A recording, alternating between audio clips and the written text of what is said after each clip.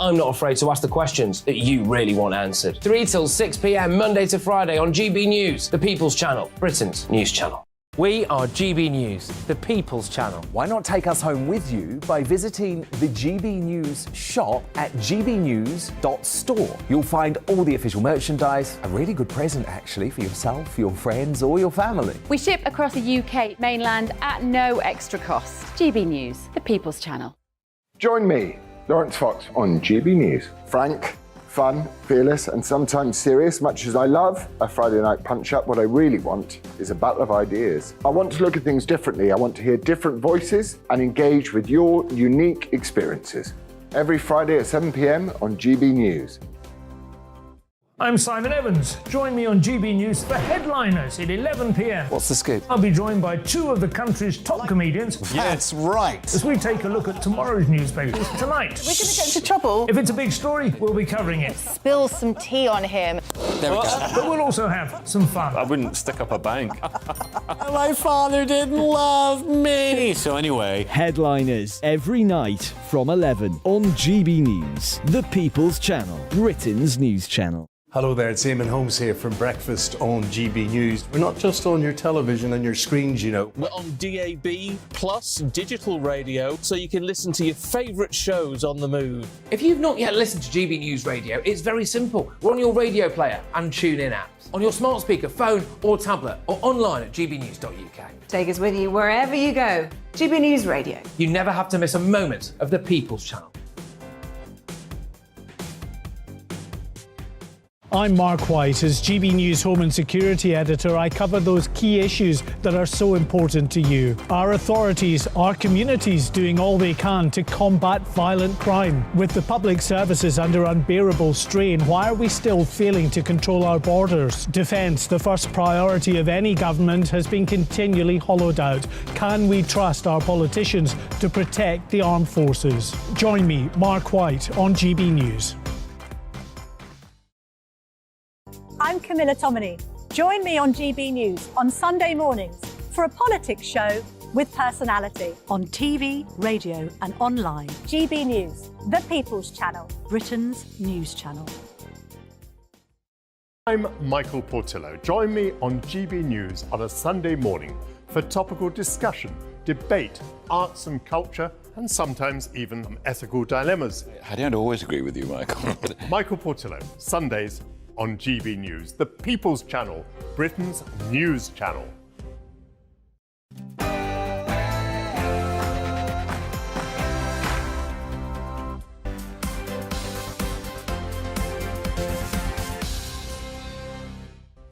Good morning. You're watching and listening to GB News. This is Friday morning with the very lovely Esther McVeigh and the very husky Philip Davis. But I quite like you like that. Do you? Oh, yeah, I'm doing a sex chat line later.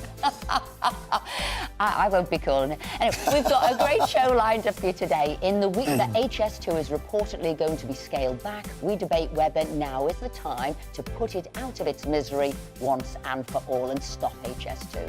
Does your MP deserve a medal for their service? We'll be joined by the chairman of the House of Commons committee that's recommended just that. And were you one of the people underwhelmed by the cabinet reshuffle this week? We'll be looking at what it will mean for the government. As ever this morning, we want to hear from you, so to get involved in the show, email us on gbviews@gbnews.uk or tweet us at gbnews. But before we start all that, here's the headlines with somebody who certainly deserves a medal, the wonderful Rhiannon Jones.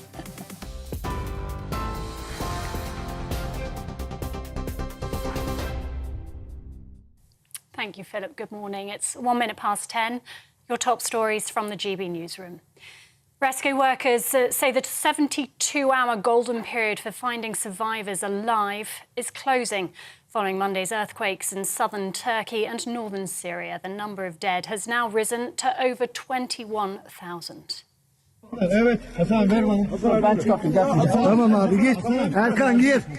But amongst the devastation, glimmers of hope.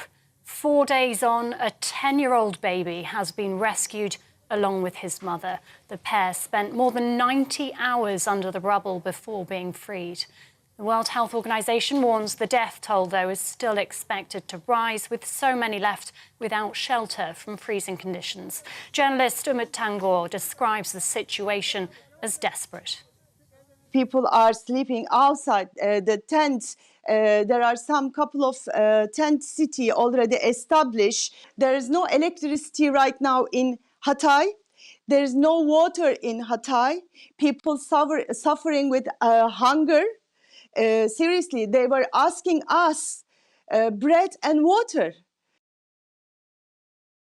Meanwhile, Syrian President Bashar al-Assad has visited a hospital in Aleppo with the First Lady in his first reported visit to the affected region.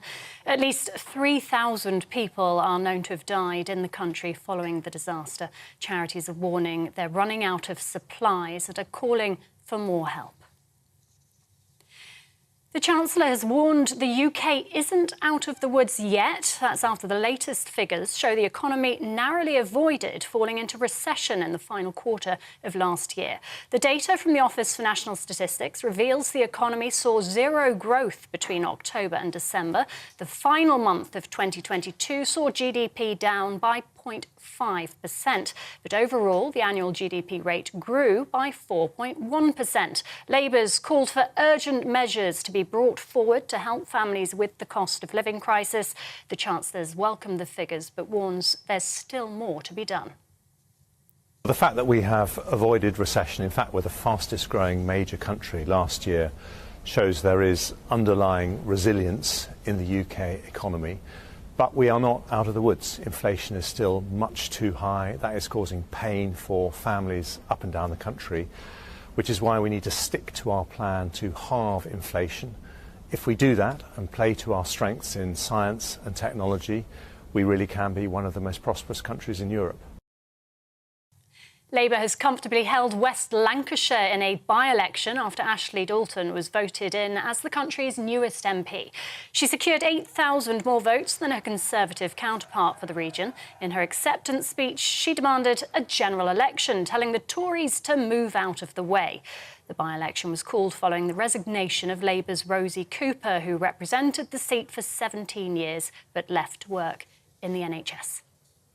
To tackle transport because it's preventing people accessing jobs, education, skills, health services, etc. across West Lancashire. And we need to be holding the government to account on the cost of living because, you know, all of those issues really matter to people, but fundamentally, shockingly, what they're worried about is whether they can heat their homes and feed their kids. And, you know, that's not something that we can tolerate. Ambulance service workers in England are striking today in a long-running dispute over pay and conditions. Around 15,000 staff are taking part in the walkout, with Unison members balloting another 10,000 over the coming weeks. The government says constructive talks are being held, but the unions accused it of sitting it out and not negotiating. University employees are also going on strike for the second day this week, with more than 70,000 staff at 150 universities taking action. Ukraine's president will address a UK-led summit today to discuss Russia's participation at next year's Olympics in Paris. It follows warnings his country could boycott the Games over the issue. The International Olympic Committee says it'll explore a pathway for athletes from Russia and Belarus to compete as neutrals. The move has been criticised following the invasion of Ukraine. Volodymyr Zelensky is expected to urge a summit of 30 nations to consider how to respond. And sales of used cars in the UK dropped by 8.5% last year. That's according to new figures. The Society of Motor Manufacturers and Traders says just under 7 million vehicles went to new owners, compared with 7.5 million the year before. That's the second lowest annual figure in a decade. Used electric cars, though, bucked the trend with a record 71,000 sold. That's up more than 37% on the year. This is GB News. We'll bring you more as it happens. Now, though, it's back to Esther and Philip.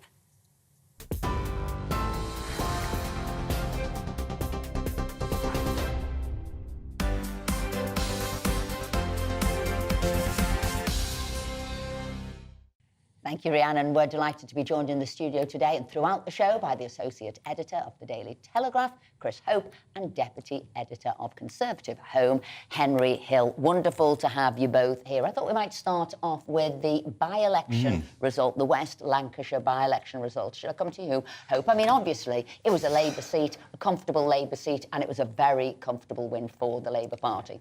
It was indeed for Ashley Dalton with a 10.5% swing as the turnout fell to just 30%. I've got some exclusive polling on that from electoral calculators Martin Baxter. He's done what would that mean for the whole election, where the general election held now. There's a kind of comfort for the Tory party. The Tory party will be left with 120 seats, which is better than the less than 50 seats which electoral calculators was forecasting earlier this week. So that's better, but the Labour Party still has 435 seats, the majority of 220, bigger than I can remember in my lifetime. So it is not as bad as the polling earlier this week, the MRP polling they did, but still quite serious for the party. Well, presumably there's a limit to the swing you can get in a safe Labour seat, because virtually everybody's voting Labour anyway, so the swing to Labour is going to be presumably always smaller. And there's huge health warnings about reading anything into a by-election in West Lancashire or any constituency in this country, but it's still interesting. It does show the scale of the challenge facing the Sunak government. Henry, can the Conservatives take any comfort from that? It's still a booting, isn't it? It's a whopping loss. Well, it's hard to see because, as Phil said, there is a limit to how big a swing you can have in a seat where Labour are already getting more than 50% of the vote, and yet there was a 10-point swing to Labour. Now, by-elections have lower turnout, which means you can get more dramatic swings, but nonetheless, this is a really challenging result for the Conservatives, and the problem is that we're seeing it coming through in a lot of places. Now, it might be that doesn't happen in a general election. I talk to a lot of MPs, especially in the Red Wall, who think their patch is better, but these results, headlines, are really not good for the Conservatives at all. Well, he's got time to bring it back. We'll be talking about the reshuffle by Rishi later. Will that be one of the things to get everybody on board? But look, a committee of MPs claim a lack of job support for ex-politicians could put good people off a career in Parliament. Recommendations in this report include certificates for core skills gained as an MP to help them find work, and even a ceremony to thank them for their service. Well, we're joined now by Committee Chairman Sir Charles Walker MP about that report. So you were looking basically into what happens to MPs when either they retire or they weren't planning on retiring, but they lose their seat and they don't have a job. So what's the problem you're trying to solve? So Esther, a lot of your viewers and a lot of people who write letters to the Telegraph say, we want better MPs. And I used to be in business, and lots of people would come into my office and say, we want our business to be more profitable. And I say, great, that's the start of the conversation, not the end of it. So when people say they want better MPs, that's the start of the conversation. And the fact of the matter is we're in a war for talent. Parliament is in a war for talent with a range of other organisations and businesses, education, academia, sciences, the commercial world. And unless we can make it attractive for really bright, talented people in their 30s, 40s to come to Parliament, we're going to lose out. And right now, when you come to Parliament, with the advent of the 100-hour MP who can't think about anything but politics, there is both a career and a financial cliff edge. So when people come to Parliament, the average tenure is about 9 years. And when they leave, there is a career cliff edge, because people say, well, we don't really understand what you do. We don't know what you do. We think you made a lot of noise when you were in Parliament, and we're not sure how that's going to translate into business. So we talk to headhunters, outplacement experts, senior former army officers, people who work for Sport England.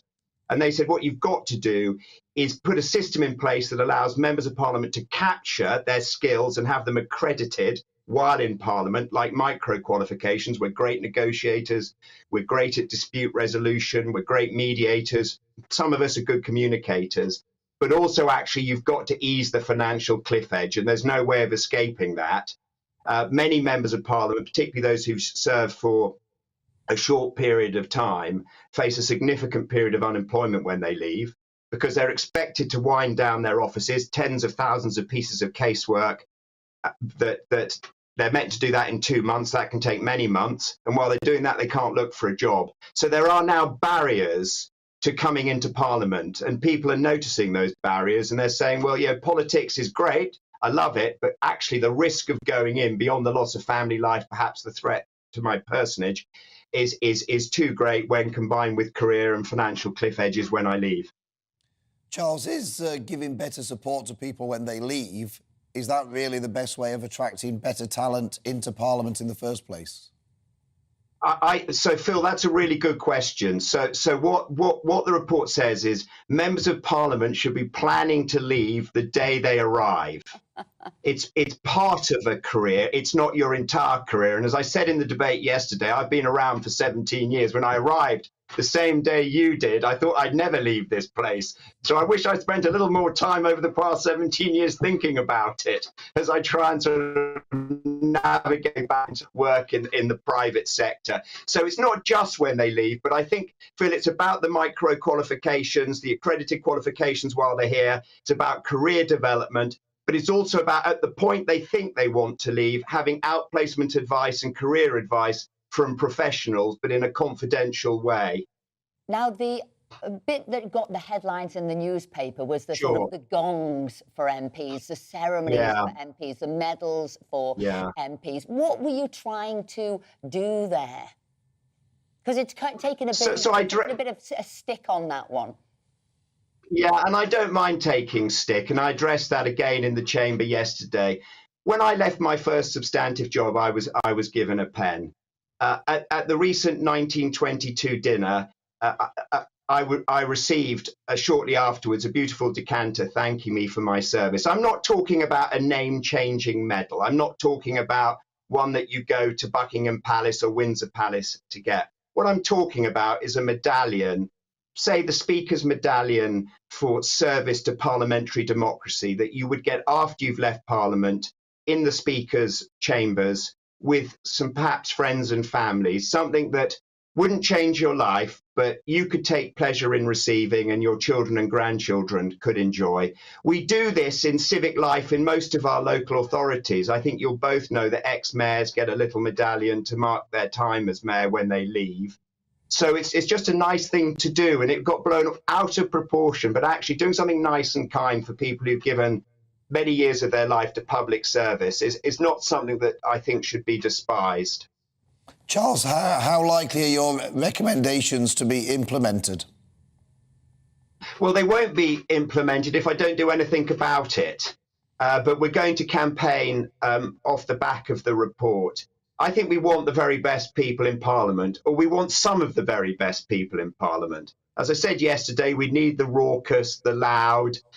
We need those that puncture pomposity. But actually, I don't think we're really competing for the best brains anymore on either side of the House. And we do need a few of them to think, yeah, they can make their mark in Parliament, in the House of Commons. And I'm worried that their numbers are thinning out.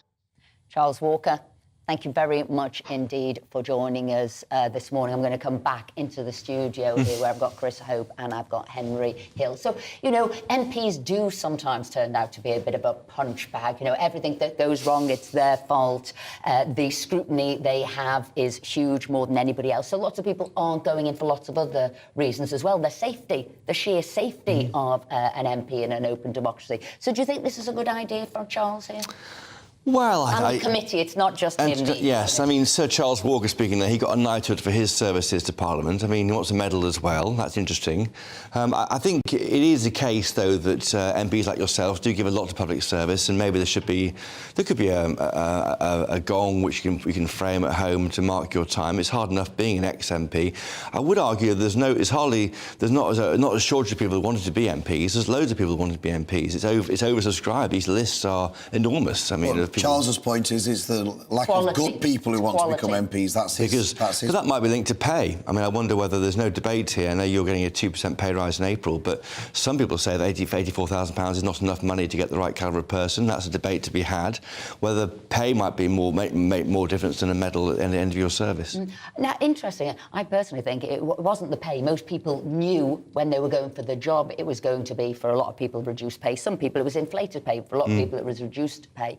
It's actually the abuse that people suffer that actually they say, I can't do the job anymore. And you've seen lots of people already saying, we're standing down. And there's a lot of abuse, particularly aimed at women. So what do you think we could do to get more good quality people into Parliament? Well, I actually have no objection to the medal idea. One interesting thing is when I was in Parliament, I went to see the parliamentary nurse once, and she was wearing a medal that she was given during her training, and she wore it every day for the whole of her career. But I think the problem is, yes, it's much easier to abuse MPs now than it was in the days of paper post, right? And it's harder for them to filter it out. That's something that you do have to compensate for, probably, in pay.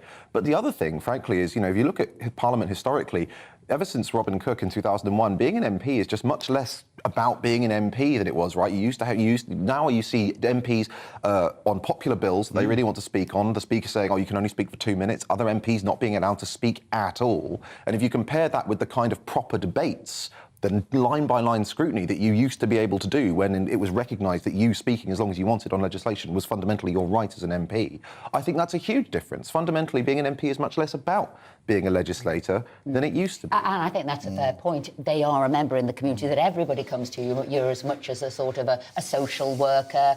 People come to you maybe as an unpaid solicitor. So you do absolutely everything. I think I get 20,000 emails a year. Well, if you ask yourself what was the thing you're most proud of being as an MP, is it the work on Fridays with the constituency? Is that what you think about? Because if so, that is the public service which the medal is for, isn't it? Well, look, I think the whole point about being an MP is there's all sorts of different things, isn't there? Yeah. And part of it is helping your constituents with individual problems. You get an awful lot of satisfaction when you go and take up a case and you manage to sort out a problem. You get a massive amount. You probably get more satisfaction from that than anything else because you get so little satisfaction from what goes on in Parliament usually. So that's... I'll tell you what I'll get a medal for. We've got a debate coming up about stopping HS2. If I manage to stop HS2 going through town, I think I thought you were would going to say you were getting a medal for putting up with me. For that. And that as well. I'll give myself one for that. But that definitely, so there are key things that's important to people. It is seeing people, it is those surgeries, but it's also big issues, or maybe getting investment into your area. Yeah, and Charles deserves some credit, I think, trying to speak up for MPs on the way out, because no one else does. No. I mean, it's difficult to get sympathy for MPs, isn't it, to be honest? I mean, most of my constituents will say, look, there he is, some overpaid twerp representing us in Parliament, whatever. He doesn't need any sympathy. What does he do? What does he do? He doesn't need any sympathy. We don't need Charles Walker banging on about saying poor him when he loses his seat to the next election. He's getting what he's got coming to him. Yeah, there's no faster way for me to lose a room than when I say that actually we probably need to increase MPs' pay, because if you want to be recruiting from comparable industries, someone will point out it's twice as much as nurses earn, and then that's the end of the discussion. But ultimately, you are competing with businesses which offer often much higher remuneration without the abuse and with a better family life balance. I think that's it. Living between two places is complicated. But look, we're talking about this here. I'm wondering what our viewers thinking. Are you thinking, what do they do? Do you feel sorry for MPs who lose their seats in the election? That's the question. Do you feel sorry for an MP? Or do they deserve it? Having lost an election, being in what would be a Labour area when I was a Conservative MP on Merseyside, very rare indeed. It is brutal. But I was already prepared myself because I knew I'd lose. It's when it comes as a surprise.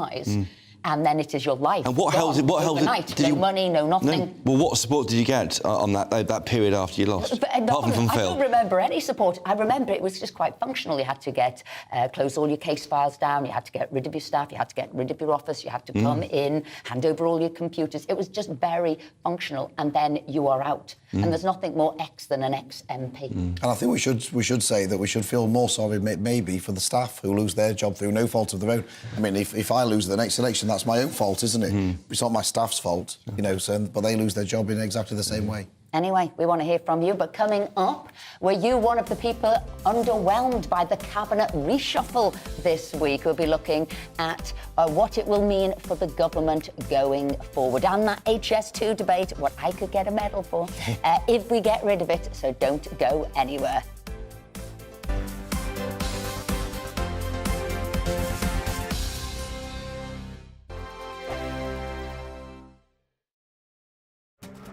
This year on GB News, we've got brand new members in the family. Join us. Across the entire United Kingdom, we cover the issues that matter to you.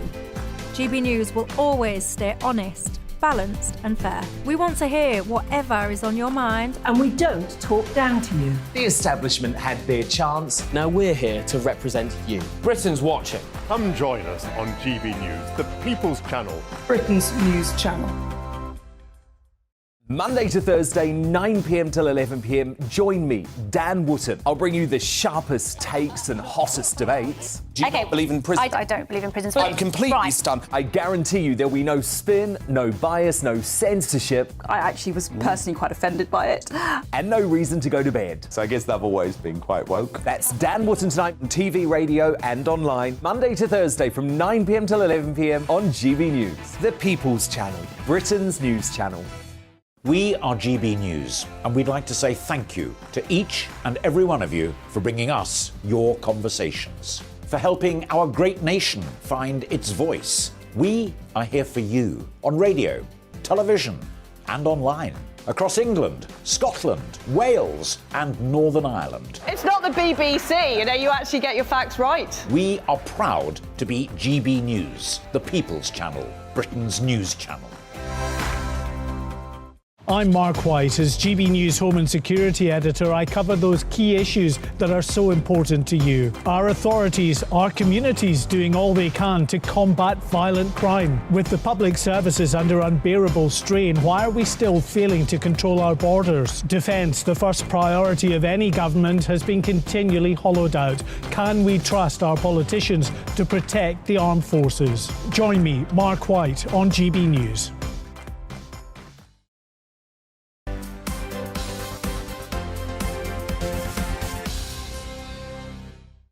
Welcome back. It's 10:23. Everything changes, everything stays the same. That's the message of Sunak's ministerial reshuffle, which has left us, his cabinet, looking mostly the same. The real shocks of the move were connected to the roles of chairman and vice chairman of the party, which went to Greg Hands and Lee Anderson, respectively. We're joined now by James Heal, the diary editor of The Spectator. James, thank you for joining us. What did you make of this reshuffle? Were you underwhelmed? I think that it was really in the style of Rishi Sunak, the Prime Minister.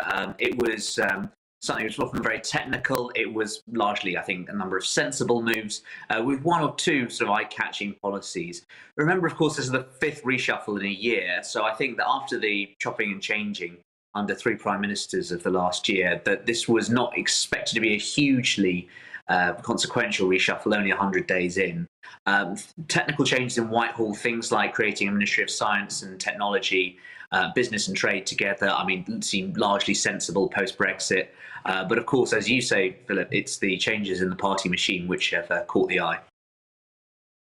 The thing is about these changes, I'll give you an illustration. The gambling industry and the anti-gambling campaigners alike are both tearing their hair out because they had Chris Philp as a minister who was just about to publish the government's gambling review, and then he got moved and Paul Scully took his job. Paul Scully spent 2 months working up, finding out about the industry, speaking to everybody on every side of the debate. He's just about to publish the white paper, and now he's moved on, and there's another Minister and Secretary of State in place. It doesn't really make for good government, does it, when ministers keep changing position every 2 minutes? Yes, and I'd use the particular example of housing, which I think has had its sixth minister in 12 months. So one every 2 months. I think that's sort of World War II Spitfire pilot levels, return lasting in office. And this is obviously a hugely important and consequential brief, particularly for a lot of under 40 voters like myself. I think that this is why we didn't see many cabinet ministers change places. Obviously, it was slightly brought forward with the sacking of Nadeem Zahawi as party chairman, which created a vacancy to replace Greg Hands.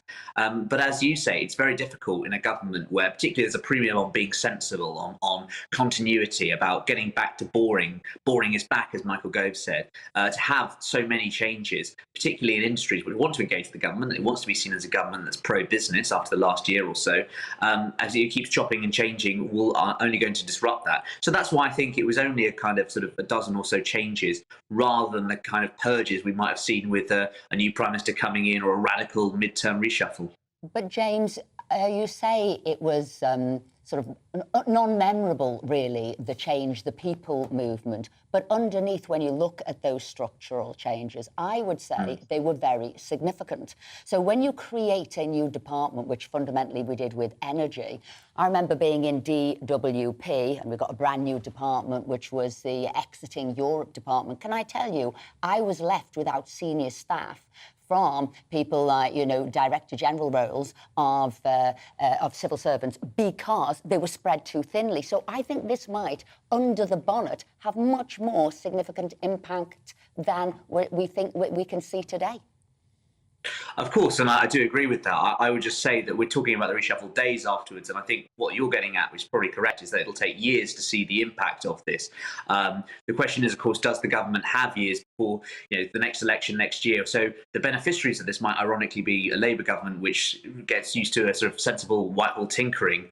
I agree with in terms of the sort of what you say about the structure of it. But what is interesting also is that he chose to focus on things which are about, you know, science and business, rather than perhaps some of the departments which have been in the headlines a lot for bad government, talking about like the Ministry of Justice and the Home Office. So that's what I was really sort of getting at, was that it could also have been, you know, the big offices of state that were affected. Maybe, you know, there's previous talk in previous years of breaking up the Treasury, and instead it's been those kind of what one might call the kind of second division posts within the cabinet that have been affected, rather than the kind of great offices of state. Let's get to it. Lee Anderson, Deputy Chairman of the Conservative Party. Stroke of genius or disaster waiting to happen? I think a bit of both. I was talking to someone in government who said that, you know, they thought Lee might cause them headlines with his first interview. They just didn't expect it to have happened before he even took up the post. I mean, I feel somewhat responsible. I interviewed Lee last Wednesday, and then it came out for our magazine, which is a week on this Wednesday. And you know, by that point he'd been appointed as deputy chairman. So 24 hours afterwards, he was already causing a bit of a stir. I think, look, I mean, the reason I wanted to interview Lee and the reason why he's got that post is he's very popular in the membership, and that's going to be his main focus as a deputy chairman. He's going to go around a lot of constituencies raising much needed funds ahead of an election year. And I think that what is telling is also how his comments have had a number of support. There's a good article in this day's Sun talking about, I think, 3 Tory MPs have come out and sort of supported him on the death penalty. So I think that while he's a bit of a Marmite figure, but I think that he does have a number of friends in Parliament, and a number of them are pleased by this fact that there's a recognition that some 2019ers and red ballers are going to get advancement under this government as well, amid fears it's focusing too much on the blue wall. James, thank you very much indeed for joining us. We're going to bring this discussion back into the studio now. It seems lots of people felt they could have a say on the reshuffle. I see Jim Ratcliffe, chairman of INEOS, said about Michelle Donnellan, who'd been made the new Secretary of State of the Science Department, as it is. Like, well, why her? What's her science background? And she's only 38. People said, oh, was that misogynistic? But he did question why she was the Secretary of State of that department. Well, I mean, no, often the expertise of the minister doesn't really relate to the department they're doing, does it? I mean, it's quite rare. I mean, Jeremy Hunt is an entrepreneur and is also Chancellor, and he thinks that's quite a good thing when I interviewed him a few weeks ago. There's a feeling of moving around. There's a job creation exercise, a bloodless reshuffle, very much what like you might expect from Rishi Sunak. No one lost their jobs. It's quite interesting. I mean, already officials are shortening these departments to names like the Department for Business and Trade is called DET, or it could be called Bust. So there's all sorts of jokes flying around in Whitehall. As James says, this will take weeks and months to take effect. And if you look at these numbers overnight from the West Lancashire by-election, is this what the party needs right now, or does the party want to see some hope, some direction of travel on tax cuts? That's what I think the supporters are crying out for, and maybe this reshuffle wasn't it. And I have to say, that is a front page of the Mail. You know, when are you going to look at tax cuts? It's about deliver, deliver, deliver. We don't actually want to see reshuffling. Henry? Yeah, absolutely. Fundamentally, no voter cares about the structure of Whitehall. It doesn't matter, but only in as much as you can actually use it to deliver better government. And I think one of the most significant things is what he didn't change, because this reshuffle is supposed to reflect the Prime Minister's priorities. DLUC, the Department of Levelling Up Housing and Communities, this sprawling empire that covers levelling up, which is supposed to be a priority, housing, which is supposed to be a priority, and the union, and doesn't really do very much on any of them, was left completely alone. If you're going to break up a department, why don't we have a dedicated Secretary of State for housing? Why don't we have a Secretary of State for the union? Why don't we have a Secretary of State for levelling up? Like, none of those things appear to be actual priorities for this government. And if you're campaigning in the red wall, you're going to have picked that up. I felt we needed a big energy boost. I thought you might have brought an old beast back who knew a brief very well, get him there, sort of raise the energy, get the, your supporters out. There's a year to the next election, and then bring in some new cut and thrusting MPs to have a good punch on the front bench. But Greg Hands is a Remainer. He is not necessarily that as popular as others might be with the grassroots, and the feeling is that Rishi Sunak is quite sensitive because he was appointed by MPs, not voted in by members. So members, if a new power base emerges over in CCHQ against Sunak, that makes him look weaker. So I think it's not an easy... That's why it took maybe 8 days to So, appoint. hands up, quick score. Was it a good reshuffle? Put your hands up if you thought it was a good reshuffle. The changes were good. I think they could have been better. Not what was required. Lee Anderson, good move or bad move? I mean, basically, that depends if that grenade gets into the enemy trench or gets dropped at Rishi's feet, doesn't it? I think a great move. I mean, the polls show that half of Britons want the death penalty in some cases, like multiple murders, 49% in child killing. I think he's basically talking what people think out there, and nothing's wrong with that. And if they sack him, it's a disaster. They've got to stick with him and let him reflect what people think out there. It's what Rishi Make sure he doesn't get silenced, though. But anyway, it's not going to happen. We're not going to bring back hanging, but I mean, it's good to have that debate. Yeah, coming up, we'll still be here chatting away with today's subjects. After the report this week that HS2 is to be scaled back, we'll be asking if now is the time to put it out of its misery and us out of the misery once and for all and get rid of HS2. But before that, it's time for latest headlines with Rhiannon.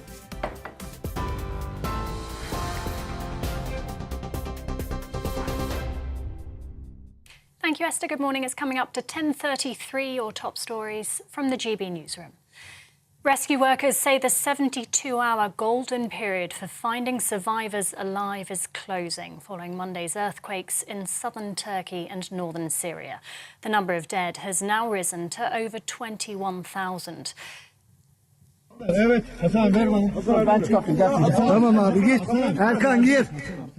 Amongst the devastation, though, glimmers of hope. 4 days on, a 10-day-old baby has been rescued along with his mother. The pair spent more than 90 hours under the rubble before being freed. The World Health Organization warns the death toll is still expected to rise, with so many left without shelter from freezing conditions. Syrian President Bashar al-Assad has visited a hospital in Aleppo in his first reported trip to the affected area. At least 3,000 people are known to have died in the country following the disaster. Charities are warning they're running out of supplies and are calling for more help. The Chancellor has warned the UK isn't out of the woods yet after the latest figures show the economy narrowly avoided falling into recession in the final quarter of last year. The data from the Office for National Statistics reveals the economy saw zero growth between October and December. The final month of 2022 saw GDP down by 0.5%, but overall the annual GDP rate grew by over 4%. The Chancellor's welcomed the figures but warns there's still more to be done. The fact that we have avoided recession, in fact we're the fastest growing major country last year, shows there is underlying resilience in the UK economy. But we are not out of the woods. Inflation is still much too high. That is causing pain for families up and down the country, which is why we need to stick to our plan to halve inflation. If we do that and play to our strengths in science and technology, we really can be one of the most prosperous countries in Europe. And Labour has comfortably held West Lancashire in a by-election after Ashley Dalton was voted in as the country's newest MP. She secured 8,000 more votes than her Conservative counterpart for the region. She replaces Labour's Rosie Cooper, who represented the seat for 17 years. In her acceptance speech, Ms Dalton demanded a general election, telling the Tories to move out of the way. TV, online and DAB+ radio, this is GB News. Don't go anywhere. Esther and Philip will be back in just a moment.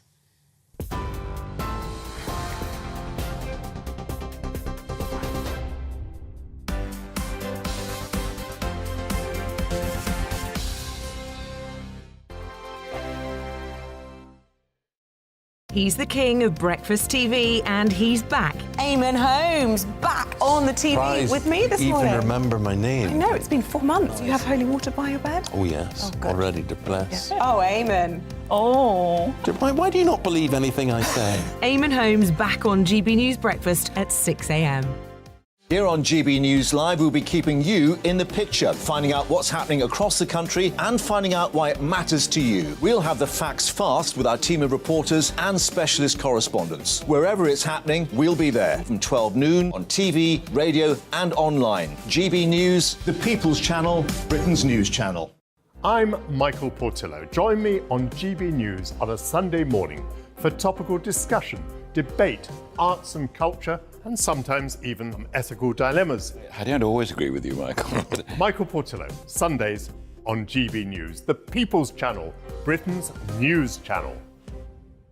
Hello, I'm Michelle Dewberry, and you can join me every weekday 6 till 7 on Dubes and Kerr. You're an inspiration to us all. Clip that bit up. Well, you are. That's my ringtone. My political ambitions those days are gone, I can tell you. She's only teasing. Go on. He's probably going to want to lay down now. I'll give him 2 minutes to have one. Let's respectfully disagree. That's what we like on Dubes and Kerr. Come and join us. GB News, the People's Channel. Michelle Dewberry, weekday evenings at 6 o'clock.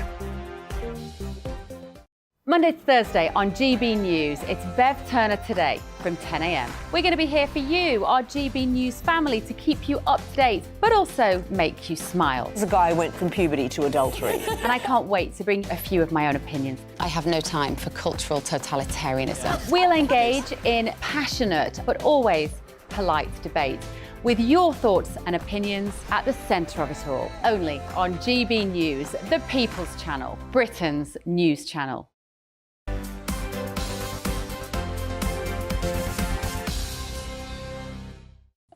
I'm chuckling to myself, not because it's 10:32, but your views, what's been coming in, lots of them coming in, pretty much all saying the same thing. Yeah, and I can tell you, there's no sympathy for MPs here.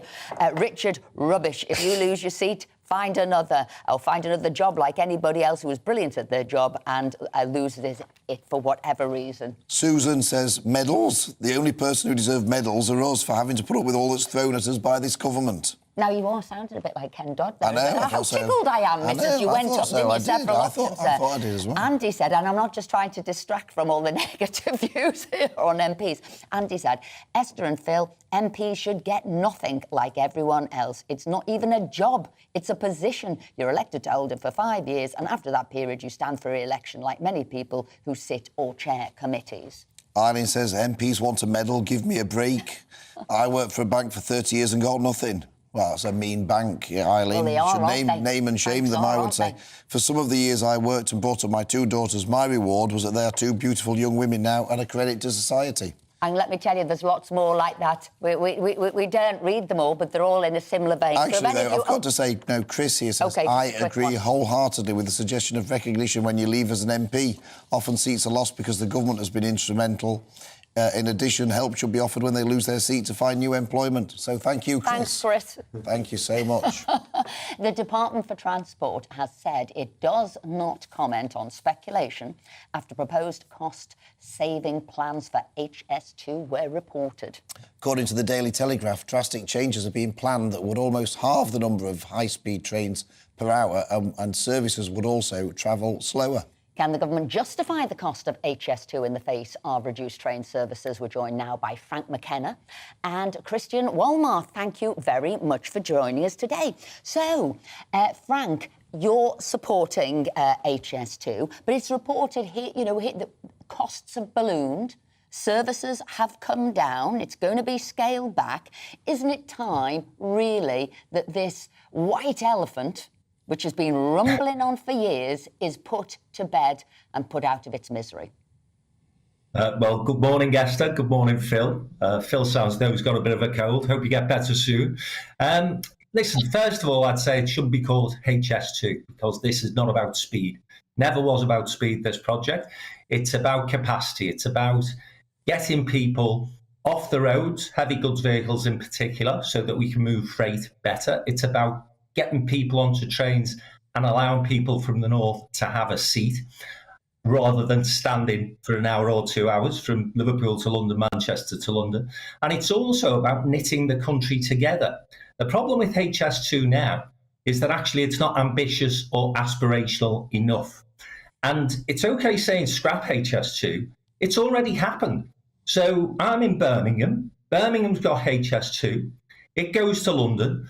If we don't complete the project, and not only complete the project to Manchester, but include Leeds, include Newcastle, and indeed include Glasgow, then what we're saying is we are not aspirational for the future of infrastructure in our country. And can I just make this point as well?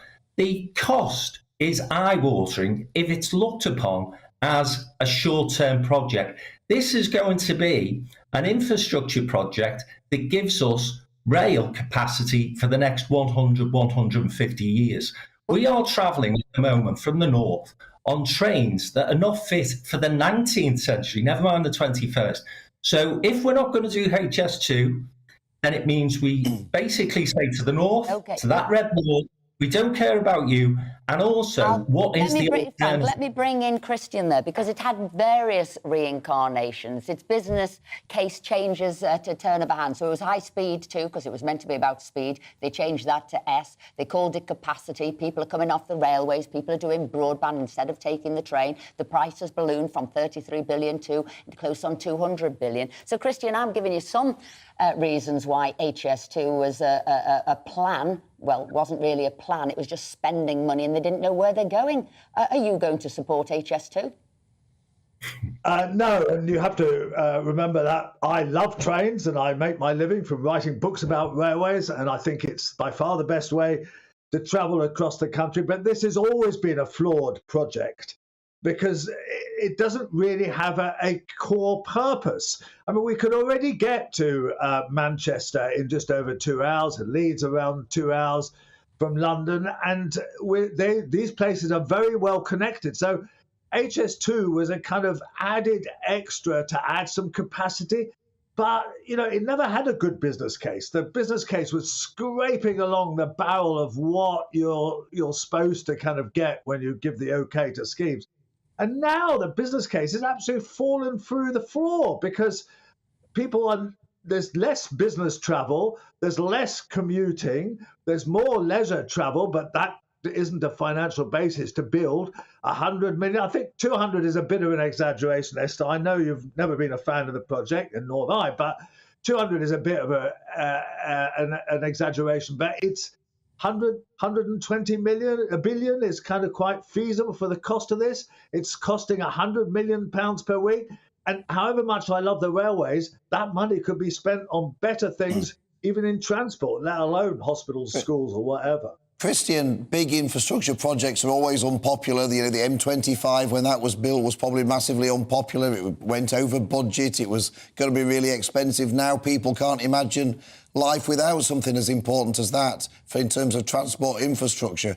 Isn't this the same? Doesn't it just need a bit of vision and a lot of courage and for things that in years to come people will rely on? No, I mean, just because some infrastructure projects are a good idea doesn't make them all a good idea. I mean, Crossrail in London is a fantastic idea because 100 million people have used it in the first 6 months or so of it, or 9 months of it being opened, and that shows that there's fantastic demand.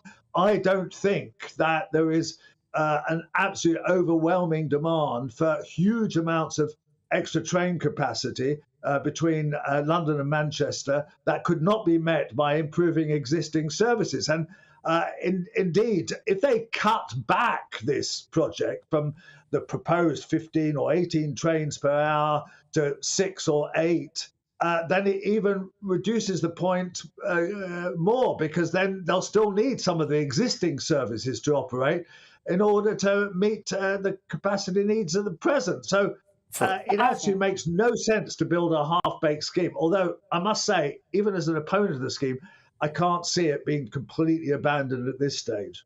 Frank, I appreciate you want money spent in the north, so do I. I appreciate you want better transport schemes in the north, so do I. We've always said we wanted the sort of Liverpool to Hull, the east to west, the sort of cross-rail of the north. But rather than spend all this money, and by the way, the amount of what it will end up costing is debatable, 157, 200 billion, wherever it goes, wouldn't you sort of divided that money out across the northern towns to say what infrastructure projects do you need for local trains, local transport, local buses and local roads? I'm not an expert on trains. I mean, the one point I will make is it always makes me laugh when people say, well, we spent all this money on trains in London. That's fine because it's London and there's demand. Well, there's not demand in the north for trains and train services because they're rubbish. And so people will do anything they can to avoid the railways because they are garbage.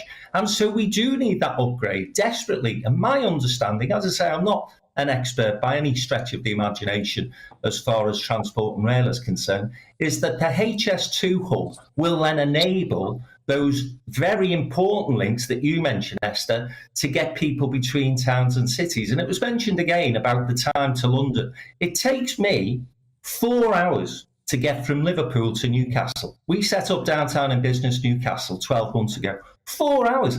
That's a nonsense. And I think the point I would make, agree with Christine on, is that if we're going to do this project, we can't have it half-baked. We're rubbish at infrastructure in this country. We've been talking about a new runway for Heathrow since 1945.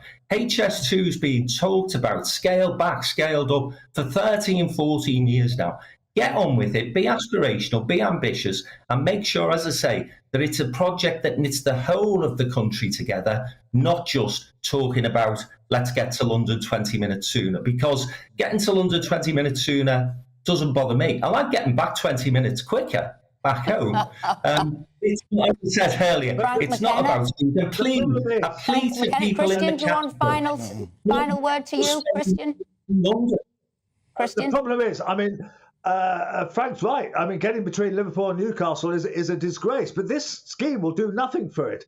And it has been shown time and again that if you build infrastructure between an affluent area like London and less affluent areas like the regional cities, it is London that will profit from it, not the regional cities. Look what happened, for example, in Lille, in France, which, you know, the high-speed line there was... I know we could talk about this for a long time, but we're going to have to draw it to a close. So, Christian, Wilma there, thank you very much indeed. Frank McKenna from Downtown in Business, thank you very much indeed. I'll bring it into the studio. Lots of big points raised there. The amount of money that is being spent just means other transport projects won't happen. And it's your paper, it's the Telegraph there, that has actually been raising the issues of the misuse of funds, I'd say, for HS2. Well, misuse is strong, Esther. I know, but I'm using that. It's 72 billion. I mean, they're looking at cutting the number of trains, reducing the speed. It's been, you know, Labour call it a soggy sandwich wrapped in cling film of backward thinking. I mean, I think it started off, the problem with the project, it started off as a way to cut time off a journey, 20 minutes, as I said just there, and it turned into one of capacity, to release capacity on the West Coast Main Line. It's moved on from that now. They're now talking about sort of a job-creating scheme. Yeah. Each time you turn a page of a paper, it's got a new business plan. What's caused the new crisis is inflation, and that's driven up the cost of the whole project by a lot more than was expected when they originally looked at it. And that's why they're looking at scaling it back again. I think there's concern in parts of Middle England where it goes through and the chaos it's causing to links there. That's the problem. But I do think it's a good idea to link northern cities with others in the area. Across the north, yeah. Build it. Divide the capital cost over the lifetime of the line we're still using. Build it. Yes, absolutely. Why? Divide the capital cost over the lifetime of the line. We're still using Victorian infrastructure. It will last about 100 years. Factor in population growth and changes across that lifespan as well. The fact that we've got a bit of post-pandemic decline, but also just we don't build anything. You know, we haven't. No. To build something. No. I'm sorry. About internet connection, high-speed broadband? People, we are going to have a vastly higher population in 50 years' time, half the lifetime of a new railway. And this was... Sorry, I'm the only person in favour on the panel, so I'm just going to speak for a minute. Everything in this country is because we continue to allow small local interests to block national infrastructure. Large parts of southern England have droughts because we won't build a reservoir. Our largest port in Felixstowe is far too small. We don't build airports, and we don't build railways. Let me just ask. I just want to ask a question. Would you build it irrespective of how much it ends up costing? Is there no price at which No, you'd say... I would, and this is something Liz Truss could have done, I would slash the cost. It costs 10 times as much to build a mile of high-speed railway in the UK as it does in Spain. Do you know why? Because it's heavily over-regulated and we keep putting it in tunnels so as not to spoil the view from certain villages. We could slash the protections in place and build it much cheaper. Do you know where the electricity is coming from to run HS2? Do you know how much it takes and where that's coming from? Sounds like a great case for building some more nuclear power stations, but well, people hate those too. A third, I believe. We need to build so much stuff in this country, and we don't build anything. So we want to hear from you. Got us hot under the collar. What do you think? Now, following a review into Britain's de-radicalisation Prevent programme, the Home Secretary said it focused on right-wing extremism while failing to tackle Islamist terror. William Shawcross, the review's author, said Prevent had broadened the definition of right-wing extremism to include even mainstream politicians. We're joined now by Wasiq, Associate Fellow of the Henry Jackson Society. So, do you want to sort of give our viewers a sort of an overview of what the Prevent strategy is, what it was meant to do and what it's now failing in? Yes, absolutely. So Prevent was a strategy that was first developed in 2003 and then mainstreamed after the 2005 July 7/7 bombings, where 52 people were killed as a result of homegrown Islamist extremists. And as a result of that, the government had to take measures to prevent people from being radicalised by mainly Islamist extremism, but also extreme right-wing terrorism as well. And since then, the whole plan for Prevent has been expanded into public bodies such as schools, such as the NHS and other places. And as a result of that, what we've seen is people being referred to the programme, which is voluntary, and people are then expected to go through a de-radicalisation programme, hopefully to prevent them from carrying out acts of terror. But it's not working, is it, Wasiq? That's the problem. I mean, I think Sir David Amos's assailant had gone through the Prevent programme. So, I mean, why is it failing so badly, and what should the government be doing? Well, Phil, I think that's a really important point. There's been a number of occasions where people have been referred to the Prevent programme and then have gone on to carry out terrorist attacks. One of the things that you've mentioned at the beginning was that the definition of Islamist extremism has become too narrow and the definition of extreme right-wing has become too broad.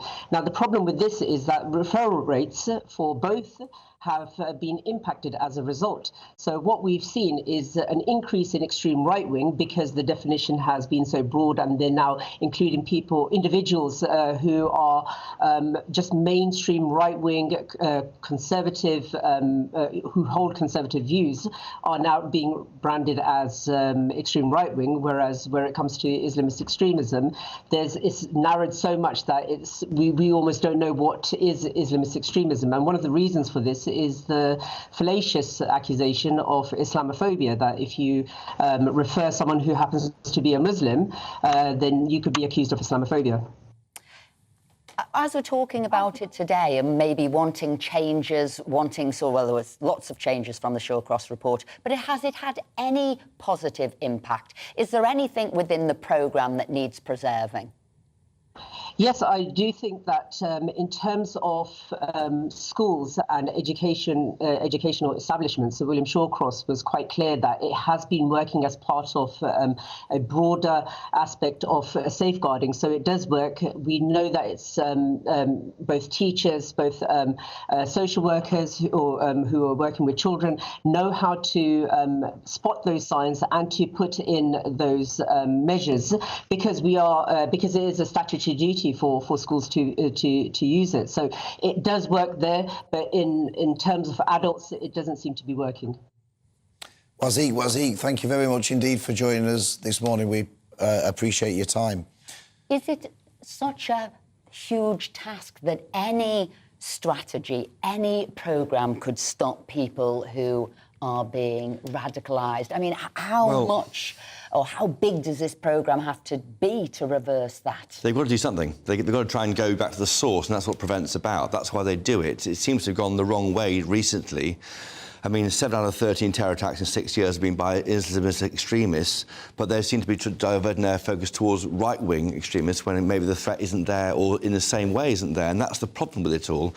And there's a degree of, and Suella Braverman, the Home Secretary, talked about this idea of political correctness. It's about security, not about not offending people. That's the point, because lives are at stake here. Is that it? It was easier to move to the right than really get a grip on the Islam issue.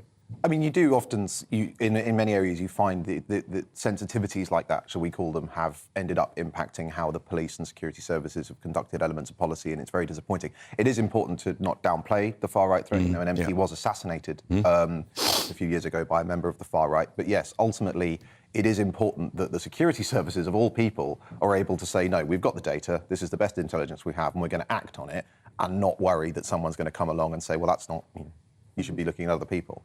And some of the money was meant to, the £49 million was meant to be going to groups that they said actually isn't stop terrorism. It could be sort of funding radicalisation in a way. It's how do you keep a hold on that? It's not easy, but they've got to do something. It's trying to deal with the upstream, where the threat comes from, and then looking at how they can... They can't just ignore it. They've got to do something to try and tackle it. And the government are going to accept all of the recommendations, it seems, from the Shawcross report. I mean, do you think that will make a big difference to this, to the Prevent programme, or are we just spitting in the wind? Well, no, I think he's obviously looked at it in great detail, and I've got no reason to think that his recommendations aren't well informed and won't make a difference. It will be interesting to see whether or not that can pay off, you know, by the time of the next election, for example. Often the only problem with this is when you suddenly find radicalised people are slipping through. And maybe to expect that once you've made it, that's it, and it's solved the problem. I think it's going to constantly have to be reinventing itself, moving on. Well, thank you for that. You are staying with us. That's it for the first hour of the show. Don't go anywhere, but after this short break we'll be talking about the Church of England and plans for a gender-neutral God. We'll also be looking ahead to the release of GBNews documentary on grooming gangs and a discussion on the UK economy after figures showed that we narrowly missed a recession. So don't go anywhere.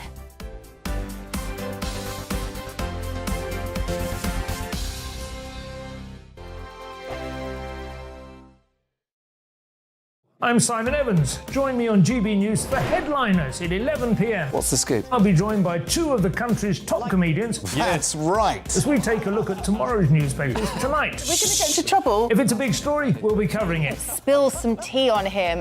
There we go. But we'll also have some fun. I wouldn't stick up a bank. My father didn't love me. So anyway. Headliners every night from 11 on GB News, the People's Channel, Britain's news channel. Join me, Patrick Christie's, Monday to Friday, 3 till 6. We tackle the day's news agenda like you've never seen before. It's high tempo, high octane, the most controversial topics, and the best guests. You will not be able to take your eyes and ears off it. I'm not afraid to ask the questions that you really want answered. 3 till 6 p.m, Monday to Friday on GB News, the People's Channel, Britain's news channel. Hi, Andrew Pierce here. Join me every Friday lunchtime for a proper no-nonsense debrief of the week's events. With special guests in the studio and the GB News team on the ground, I'll be getting you up to date with news, some intelligent discussion, and my own sharp take. The weekend starts here with me every Friday lunchtime on GB News, the People's Channel, Britain's news channel.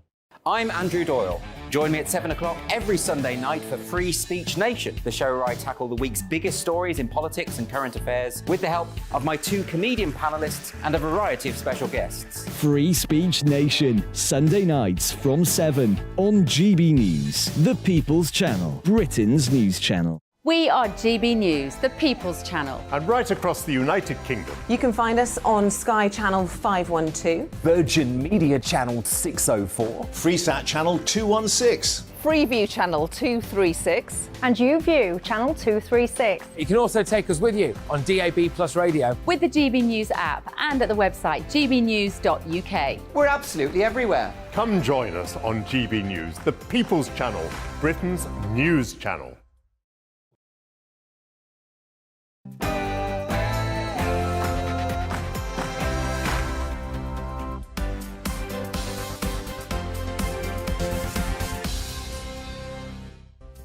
Welcome back to a fun-packed Friday morning with Esther and Philip here on GB News. Coming up this hour. Still talking about HS2 We here. certainly were right through the break. Anyway, Fisticuff. it's been a big week for the Church of England with votes on the blessing for same-sex marriage and questions about whether God should be gender neutral. We'll be asking if the church is going too woke. And following his State of the Union address, we'll be asking if Biden is on track for a second term as US president. Surely that cannot be true.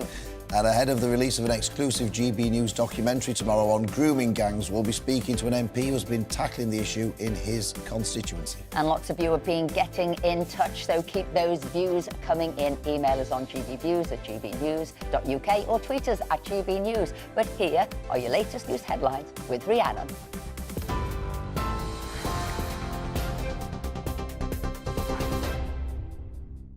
Esther, thank you. Good morning. It's 1 minute past 11, your top stories from the GB newsroom. Rescue workers say the 72-hour golden period for finding survivors is closing following Monday's earthquakes in southern Turkey and northern Syria. The number of dead has now risen to over 21,000.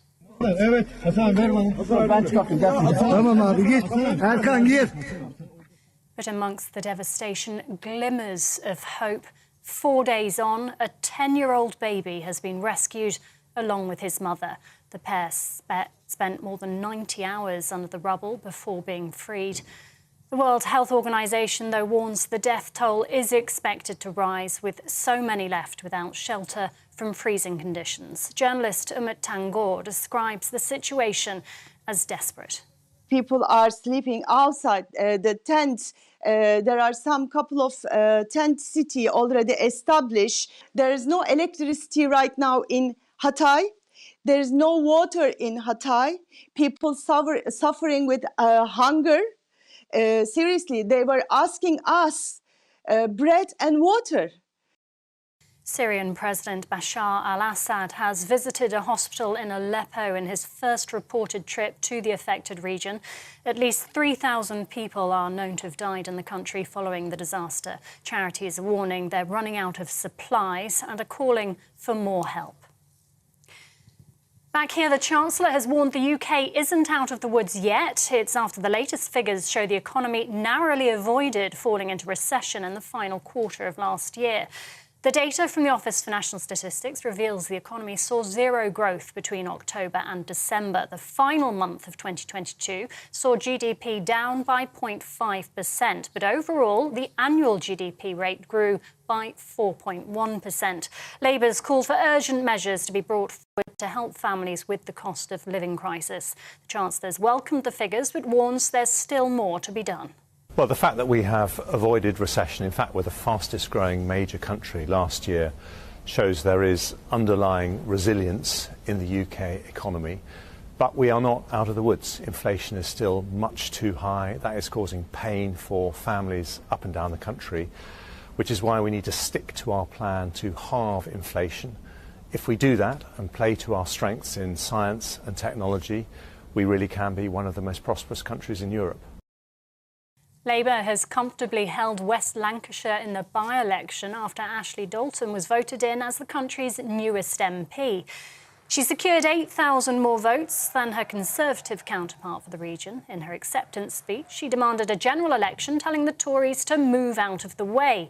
The by-election was called following the resignation of Labour's Rosie Cooper, who represented the seat for 17 years but left to work in the NHS. We need to tackle transport because it's preventing people accessing jobs, education, skills, health services, etc. across West Lancashire. And we need to be holding the government to account on the cost of living because, you know, all of those issues really matter to people, but fundamentally, shockingly, what they're worried about is whether they can heat their homes and feed their kids. And, you know, that's not something that we can tolerate. Ambulance workers in England are striking today in a long-running dispute over pay, jobs and conditions. Around 15,000 staff are taking part in the walkout, with Unison members balloting another 10,000 over the coming weeks. The government says constructive talks are being held, but the unions accused it of sitting it out and not negotiating. University employees are also on strike for the second day this week, with more than 70,000 staff at 150 universities taking action. The mayor of Kyiv says 10 Russian missiles have been shot down over the country's capital. Vitaly Klitschko said the attack has caused damage to power grids at 6 locations, but that there are no confirmed casualties. Schools in Kyiv have been forced to evacuate and continue with their classes at an underground train station following warning sirens. It comes as Ukraine's President Volodymyr Zelensky is touring Europe. He aims to ramp up military aid for the war-torn country.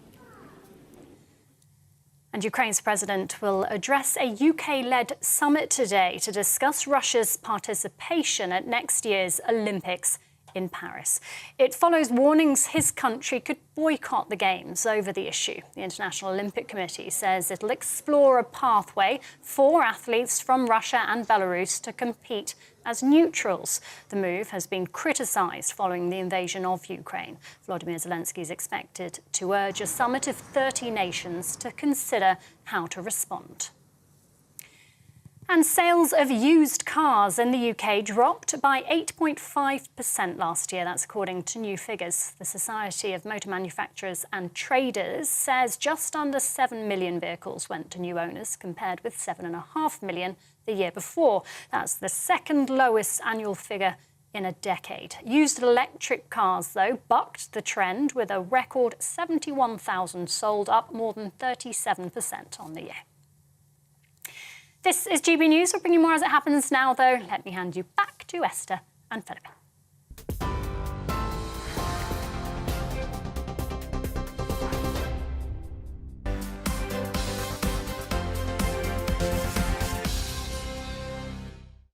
Thanks, Rihanna. We have lots of you getting in touch here. Love this one. This is from Anne. Says, Lee Anderson for Prime Minister. He says it as it is. I, for one, would trust Lee Anderson to get the job done. Loads of views about HS2. Richard says, thank goodness for your campaign to stop HS2. I live in the Midlands and the support for it is zero. It's a waste of money and should be scrapped. And Tony said here, controversial, Tony, if you don't mind me saying, I'm sick of hearing of the poor old North. Try getting to London from Cornwall with the minimum travelling of 5 hours. HS2 is a complete and utter waste of time. But Andrew says, I'm with Henry. Build HS2. Glad somebody was, so you didn't feel out on a limb. We like all views here. Build HS2, but do it cheaper by ignoring the environmentalists. I grow tired of these eco-extremist people holding back the human race and costing us all more. But Kerr says, what an utter waste of money HS2 is and a disruption to people's lives. I would like to know what percentage of the population will ever use it. It's going to be minimal, and no doubt the cost of using it will be prohibitive. What do they say? Is it 8% of people use trains? So if you think this is one of all of the trains, it is going to be minimal. And I do love everybody on the desire to get to, like, net zero and all of this. Hold on, has anyone got a soapbox? I think Esther's got something to say about HS2. I'm just saying, all of the concrete that is being used in this is meant to be, like, thousands of years of, You calm down. I will. I'll calm myself down. Never mind. We'll move on to the next subject. I'm sure I'm boring all of you. Apologies.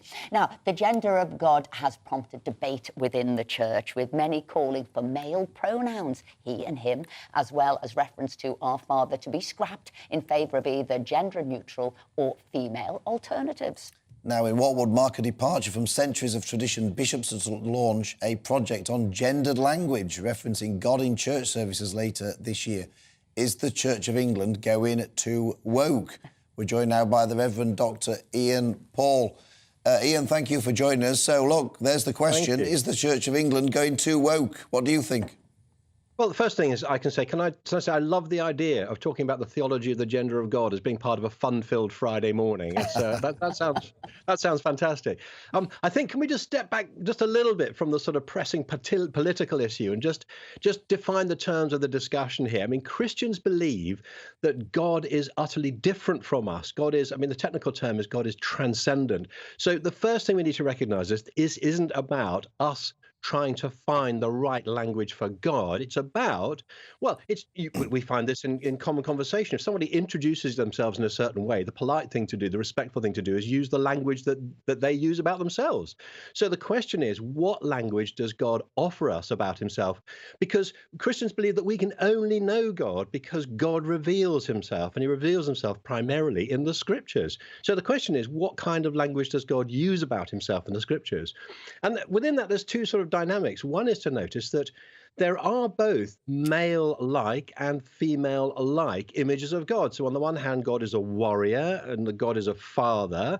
On the other hand, Jesus says, when he goes to Jerusalem, I'm like a mother hen gathering, wanting to gather the chicks under my arm. So we see both of those things.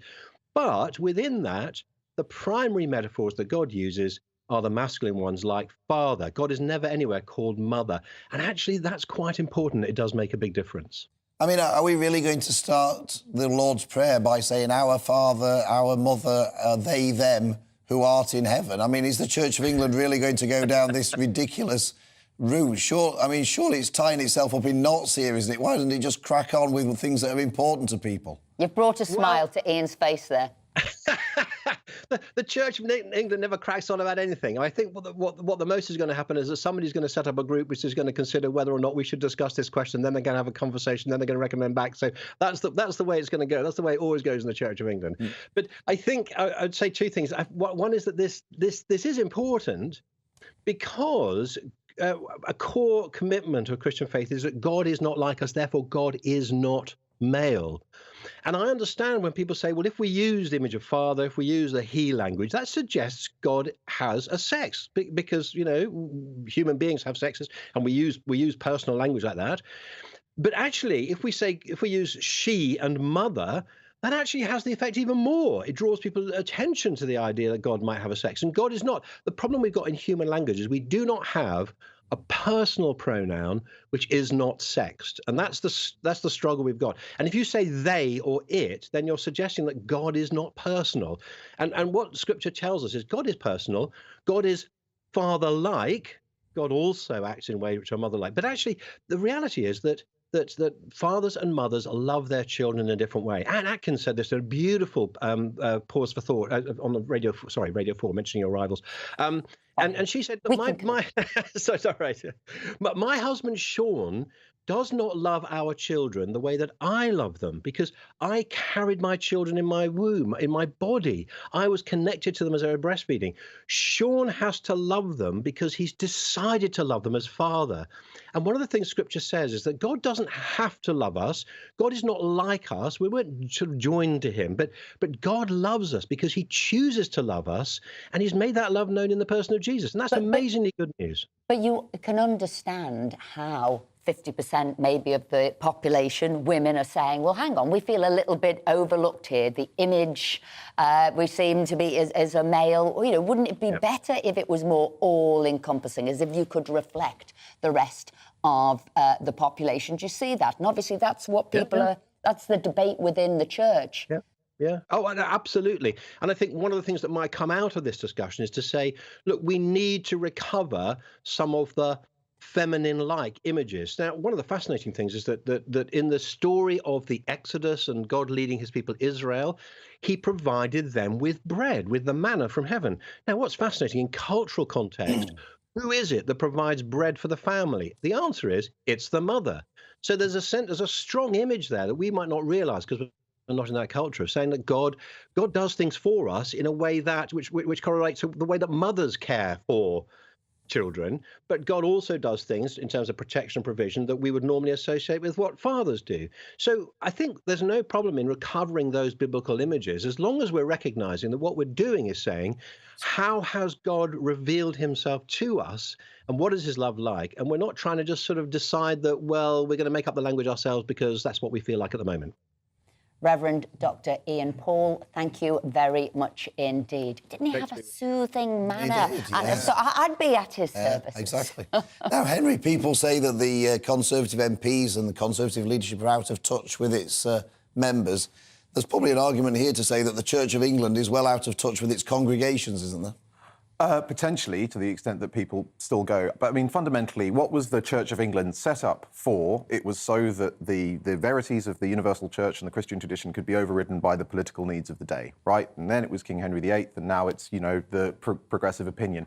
Ultimately, if you want to, you can be another sort of religion, though you've got Catholicism and everything else. The Church of England is inherently political. That's what it's for. This is, frankly, what you should expect from them. So you're thinking it needs to go on this journey of modernisation? No, I mean, it's contrary to Scripture. You know, God made man in his own image. The idea that God is completely alien to the form of the human being is, I think, nonsense. But it's what you should expect from the Church of England, because fundamentally, the Church of England is a political church for people who often find the idea of cleaving to Scripture quite difficult. I mean, Chris, this follows hot on the heels after the Church of England said they were going to pay £100 million in reparations for the slave trade. I mean, they've lost the plot, haven't they? Well, the churches who might need that money to keep open, to provide comfort for people who want to go to church. And £100 million is a lot of money in the church. I mean, I thought that was a fascinating conversation. I mean, the problem is I think the English language is not enough to define what God is it? So, you know, God was, as Henry says, made man in the image of man. I mean, and we have Mother Earth, you know. Should we regender Earth and call it?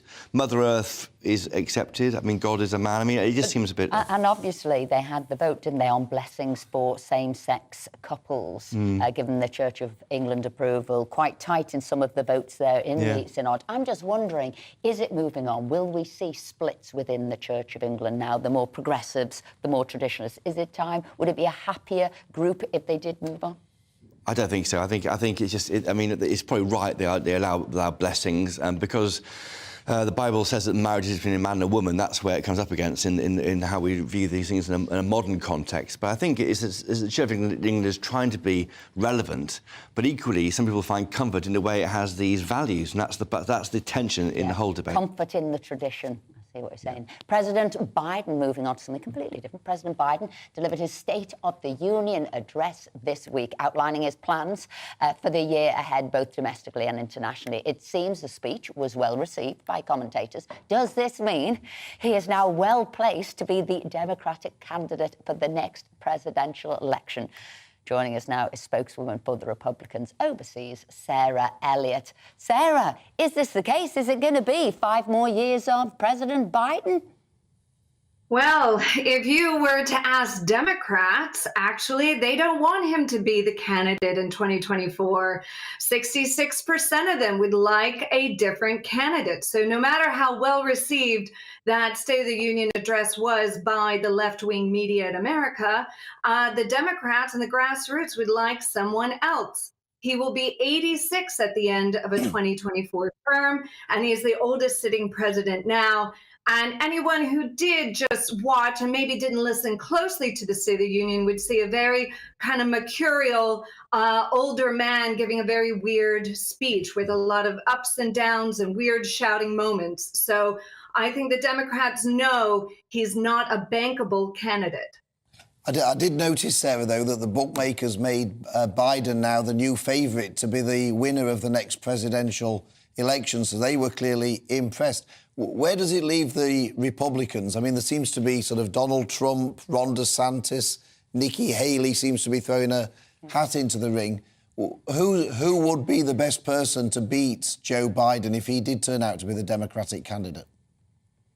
Well, in my opinion, I think it would be Ron DeSantis, because he's a governor who has shown great leadership ability in the last 4 years and was able to unite a very diverse coalition to win by 20 points, a very historic win in the state of Florida.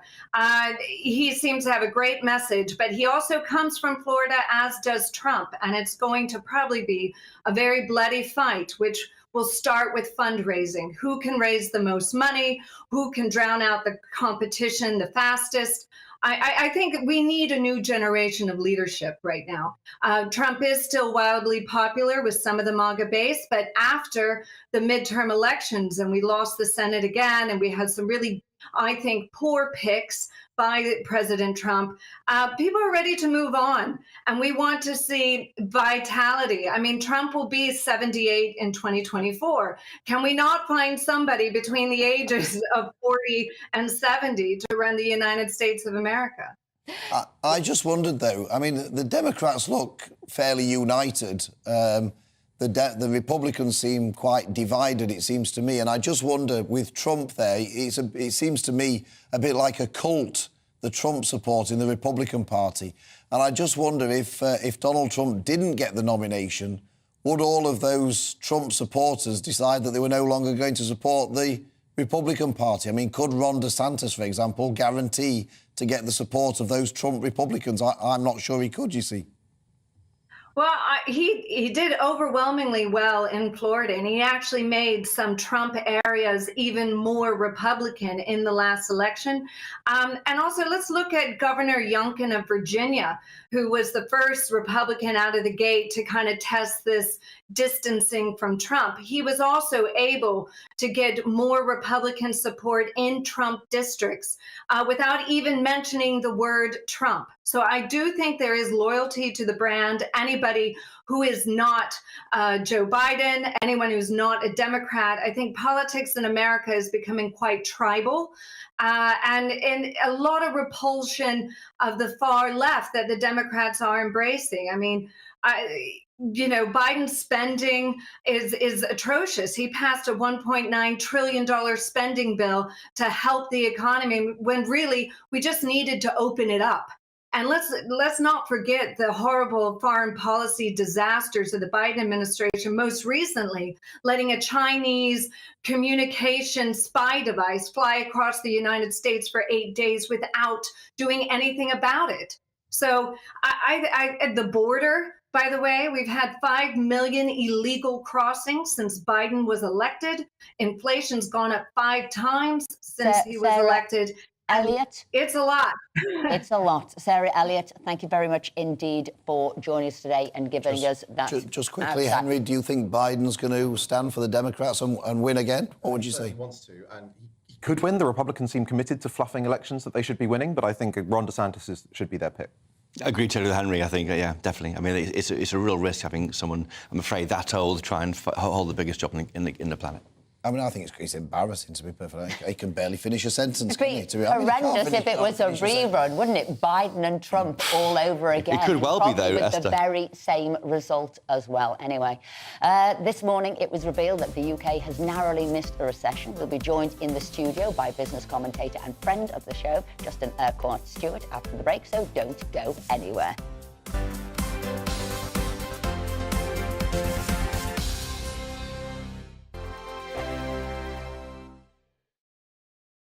Monday to Thursday, 9 p.m. till 11 p.m. Join me, Dan Wootton. I'll bring you the sharpest takes and hottest debates. Do you not believe in prison? I don't believe in prison. I'm completely stunned. I guarantee you there'll be no spin, no bias, no censorship. I actually was personally quite offended by it. And no reason to go to bed. So I guess they've always been quite woke. That's Dan Wootton tonight on TV, radio and online. Monday to Thursday from 9 p.m. till 11 p.m. on GB News, the People's Channel, Britain's news channel. Hello, I'm Michelle Dewberry, and you can join me every weekday 6 till 7 on Jubes and Kerr. You're an inspiration to us all. Clip that bit off. Well, you are. That's my ringtone. My political ambitions those days are gone, I can tell you. She's only teasing. Go on. He's probably going to want to lay down now. I'll give him 2 minutes to have one. Let's respectfully disagree. That's what we like on Jubes and Kerr. Come and join us. GB News, the People's Channel. Michelle Dewberry, weekday evenings at 6 o'clock. I'm Andrew Doyle. Join me at 7 o'clock every Sunday night for Free Speech Nation, the show where I tackle the week's biggest stories in politics and current affairs with the help of my 2 comedian panellists and a variety of special guests. Free Speech Nation, Sunday nights from 7 on GB News, the People's Channel, Britain's news channel. I'm Michael Portillo. Join me on GB News on a Sunday morning for topical discussion, debate, arts and culture, and sometimes even ethical dilemmas. I don't always agree with you, Michael. Michael Portillo, Sundays on GB News, the People's Channel, Britain's news channel. He's the king of breakfast TV, and he's back. Eamon Holmes, back on the TV with me this morning. Even remember my name. I know, it's been 4 months. You have holy water by your bed? Oh, yes. Already to bless. Yeah. Oh, Eamon. Oh. Why do you not believe anything I say? Eamon Holmes back on GB News Breakfast at 6 a.m. This year on GB News, we've got brand new members in the family. Join us Across the entire United Kingdom, we cover the issues that matter to you. GB News will always stay honest, balanced and fair. We want to hear whatever is on your mind. And we don't talk down to you. The establishment had their chance. Now we're here to represent you. Britain's watching. Come join us on GB News, the People's Channel. Britain's news channel. We are GB News, the People's Channel. And right across the United Kingdom. You can find us on Sky Channel 512. Virgin Media Channel 604. Freesat Channel 216. Freeview Channel 236. And YouView Channel 236. You can also take us with you on DAB Plus Radio. With the GB News app and at the website gbnews.uk. We're absolutely everywhere. Come join us on GB News, the People's Channel, Britain's news channel.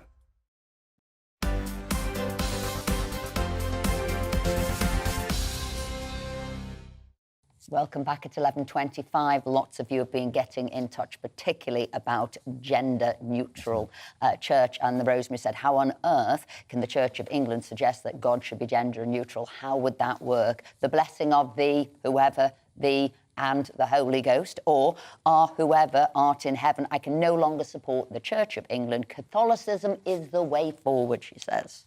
Terry says, gender-neutral God, I've never heard so much rubbish in all my life. These people are clowns. And David says, stop the world, I want to get off. This is completely nuts.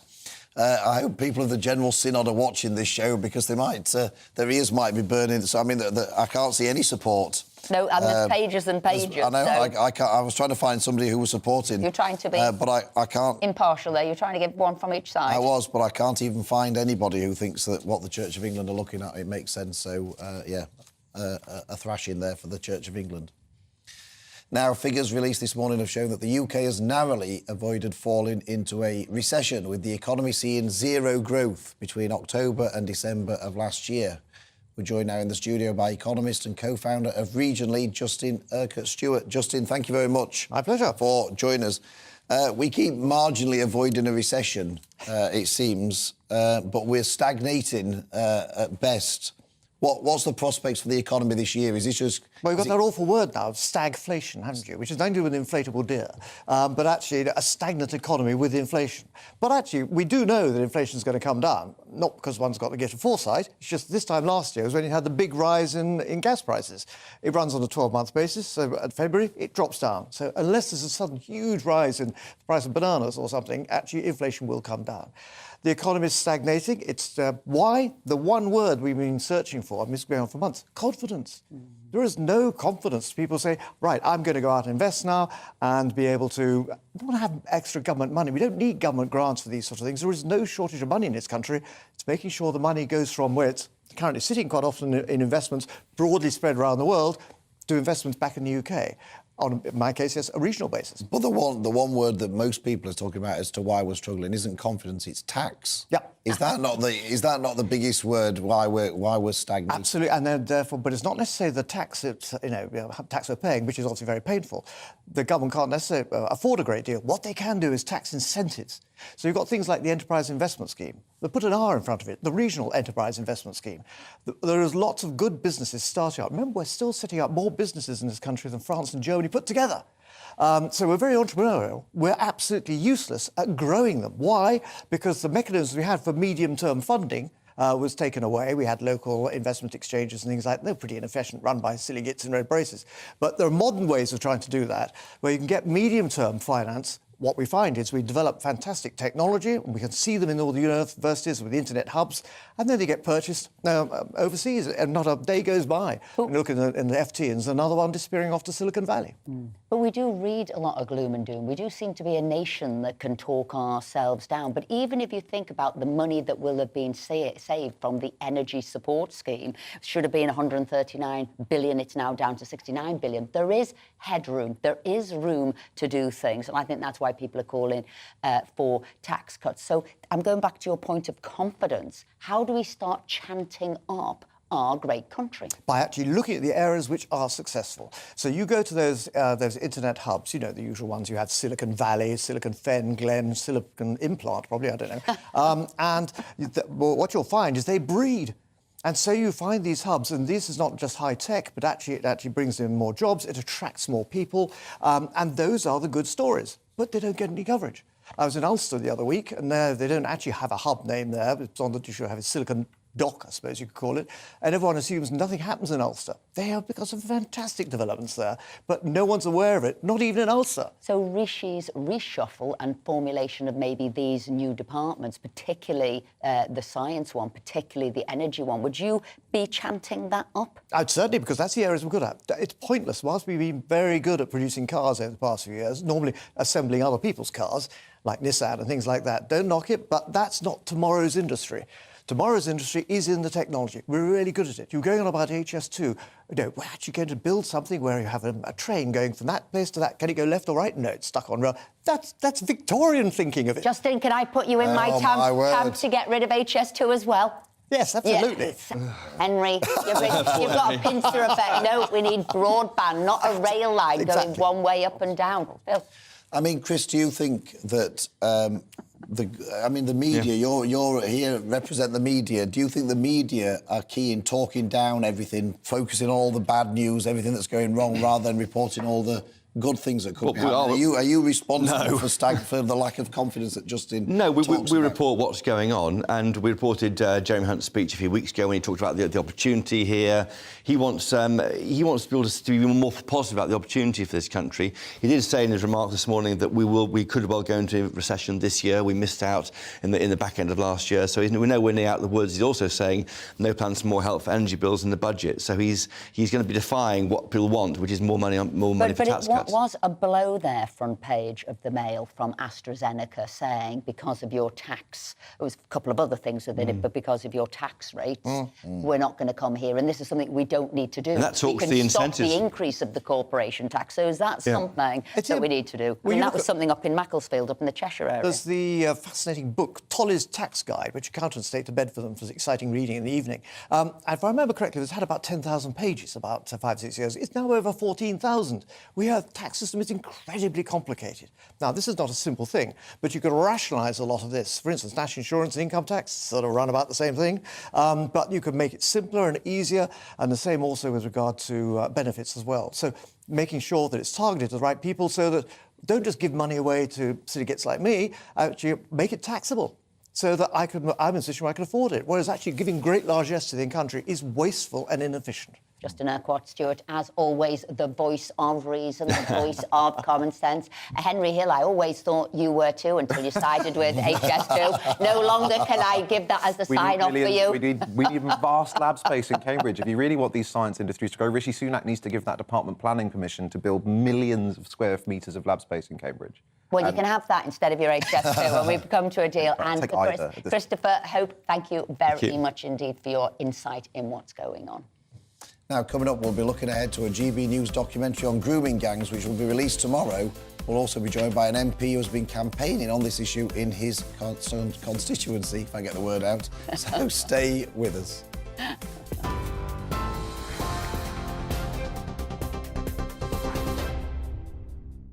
Good morning, it's 11:33. I'm Rhiannon Jones in the GB Newsroom. Rescue workers say the 72-hour golden period for finding survivors is closing following Monday's earthquakes in southern Turkey and northern Syria. The number of dead has now risen to over 21,000.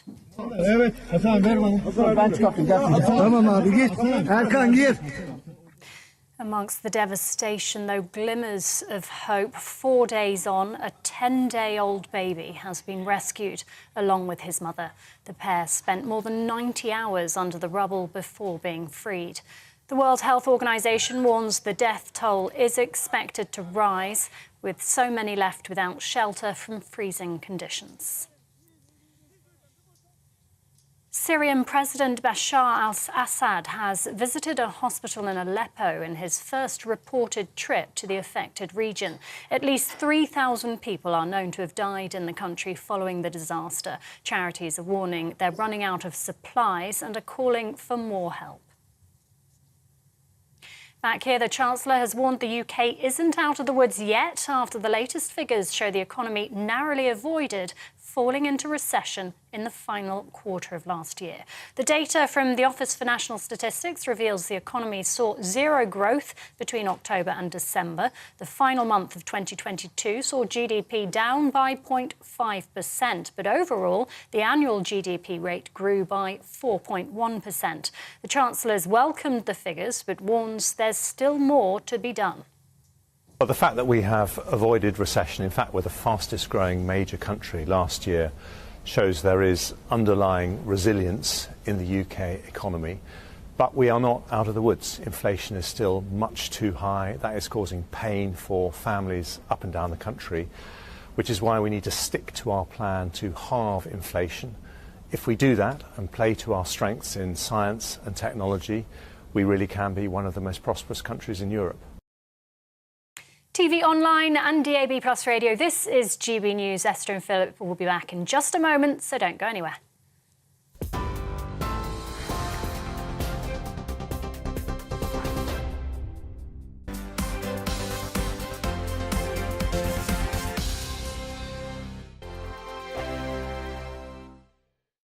He's the king of breakfast TV, and he's back. Eamon Holmes, back on the TV Surprised with me this morning. Even remember my name. I know, it's been 4 months. You have holy water by your bed? Oh, yes. Oh, already to bless. Yeah. Oh, Eamon.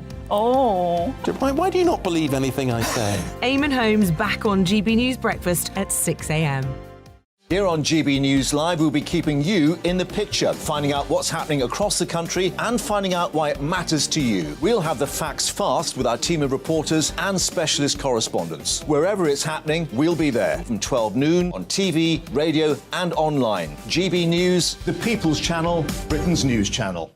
I'm Michael Portillo. Join me on GB News on a Sunday morning for topical discussion, debate, arts and culture, and sometimes even ethical dilemmas. I don't always agree with you, Michael.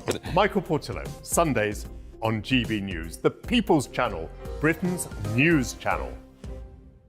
Hello, I'm Michelle Dewberry, and you can join me every weekday 6 till 7 on Jubes and Kerr. You're an inspiration to us all. Clip that bit up. Well, you are. That's my ringtone. My political ambitions those days are gone, I can tell you. She's only teasing. Go on. He's probably going to want to lay down now. I'll give him 2 minutes to have one.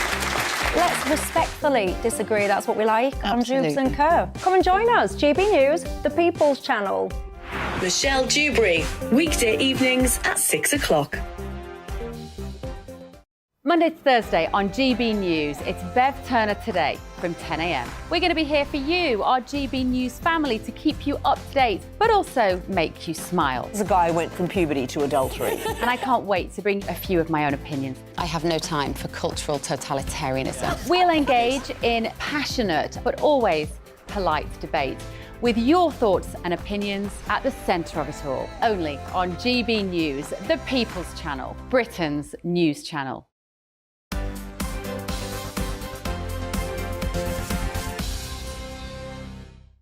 Welcome back at 11:37. Now, a shocking new documentary about grooming gangs is to air this Saturday at 8 p.m. exclusively here on GB News. To tell us more about this, we're joined now by the documentary maker, Charlie Peters, and his solicitor, Alan Collins, and the MP for Keighley, Robbie Moore, who has been campaigning on this issue in his constituency. So I've got Robbie there. We'll go to you first. So tell us, Robbie, what have you encountered with grooming gangs and child sexual exploitation in Keighley? I'm wondering, Robbie doesn't look like he can hear us. So let's come back to Charlie whilst we sort the sound out there. Charlie Peters, tell us about this documentary, how it came about, and what are you looking to expose? Well, I went into this investigation about a year ago on the back of an understanding that we never really had a proper national conversation about this problem when the lid blew off the scandal about a decade ago. I thought I would be going over old stories with some fresh analysis, bringing new thinking to an old problem. Actually, unfortunately, what I found is that this problem is still going on today in quite devastating levels across the country. GB News investigates, our investigative wing has uncovered up to 50 different towns and cities where there are credible allegations of grooming gangs going on.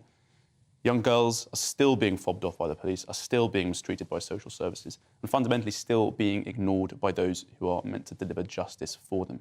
So I've spoken to whistleblowers, activists, survivors across the country, but predominantly in Rotherham, Rochdale and Telford, where the bulk of this crisis seems to have happened. And what I found has been extremely shocking tomorrow, Saturday, 8 p.m. What did you find most shocking? Most shocking was the extent to which so many institutions that have been involved in failing to deal with this problem, from the police right up to government, have just failed to reform their approach.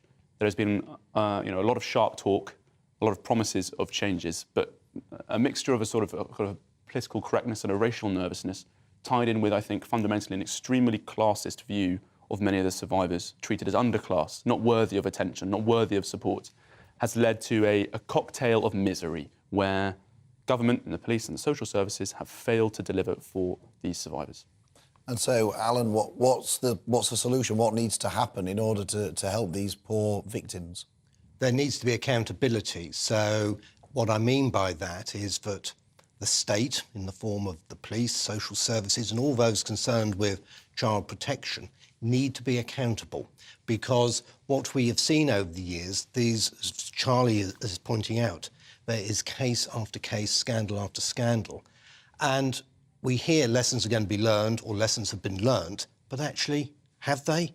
Why do we keep on seeing the same series of scandals and tragedies being repeated? And my view is, and I'm not isolated in this, there should be a law that says that if there is a suspicion of child exploitation, child abuse, it is reported. It is not left to value judgments. And when things do go wrong, the victim or survivor should be able to hold the state to account. And that is completely lacking. And until you get accountability and responsibility, there isn't the drive to change. Let me bring back Robbie Moore now, the MP for Keighley, and we wanted to know what you've been experiencing and seeing both in the child exploitation and grooming in Keighley. Now years, Esther. Carry on. Yeah, it's been known for many years that child sexual exploitation has been a big problem, not just within Keighley, but the whole of the Bradford district. And one of my predecessors, Anne Cryer, when she was the MP for Keighley, did a lot to bring this issue into the public domain. But the reality of it is since then, over the last 20 years, there's been no real traction, in my view, to properly get to grips and deal with child sexual exploitation, gang-related grooming. And I do feel that this issue has been, in effect, swept under the carpet for far too long. And those organisations that have had dealings with child sexual exploitation cases have not been held to account as robustly as they should have been done for a number of years. And the reality of it is, unless we do that, we cannot move forward by providing that trust back into the victims and those families that have unfortunately been exploited through child sexual exploitation, gang-related grooming for too long.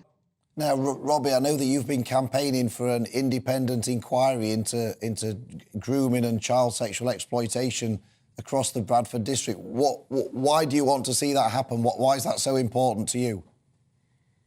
Well, it's absolutely important that we have a full Rotherham-style inquiry into child sexual exploitation across the Bradford district. And the reason why is because we have to install trust back into society that those organisations that have failed, let's be honest about that, failed the most vulnerable in our communities for too long, are held to account. We have to get to grips on the complexities of child sexual exploitation and why areas like the Bradford district, like Keighley, have been impacted by this issue, this awful issue that has haunted places like Keighley for far too long. And until we understand the scale of that within the communities that I represent, and we understand properly the complexities and understand why those organisations have failed, we can't move forward, in my view. And a full Rotherham-style inquiry would enable us to move forward.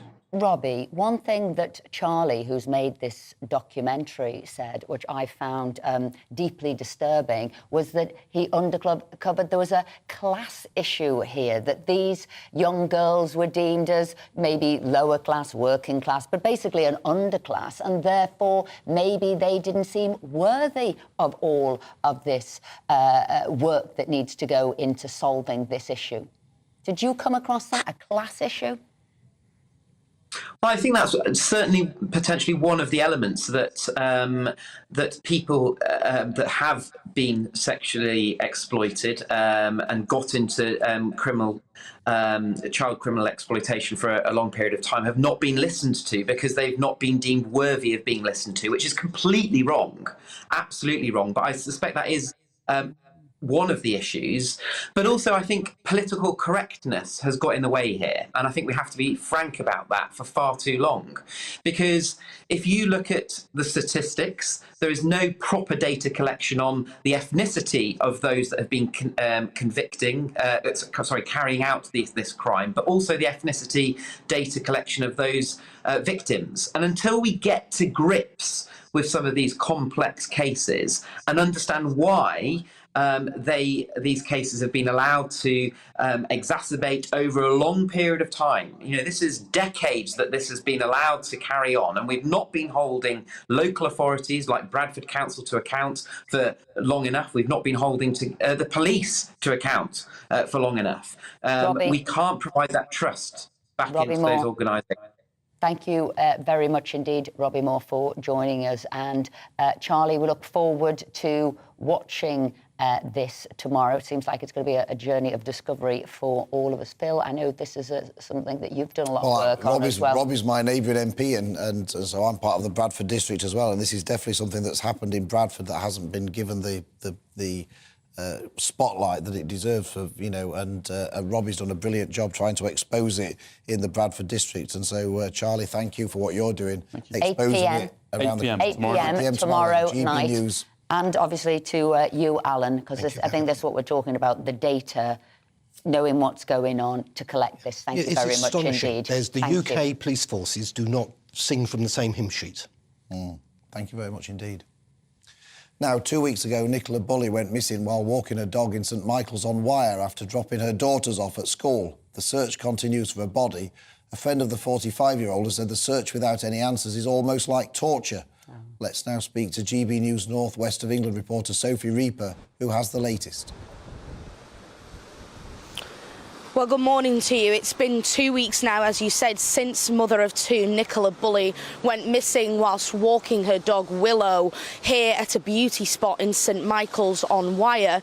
Now, this morning, Nicola's friends have gathered here at Garstang Road with pictures of Nicola in order to try and jog the memory of people driving past who may have also been driving past on the morning of the 27th of January.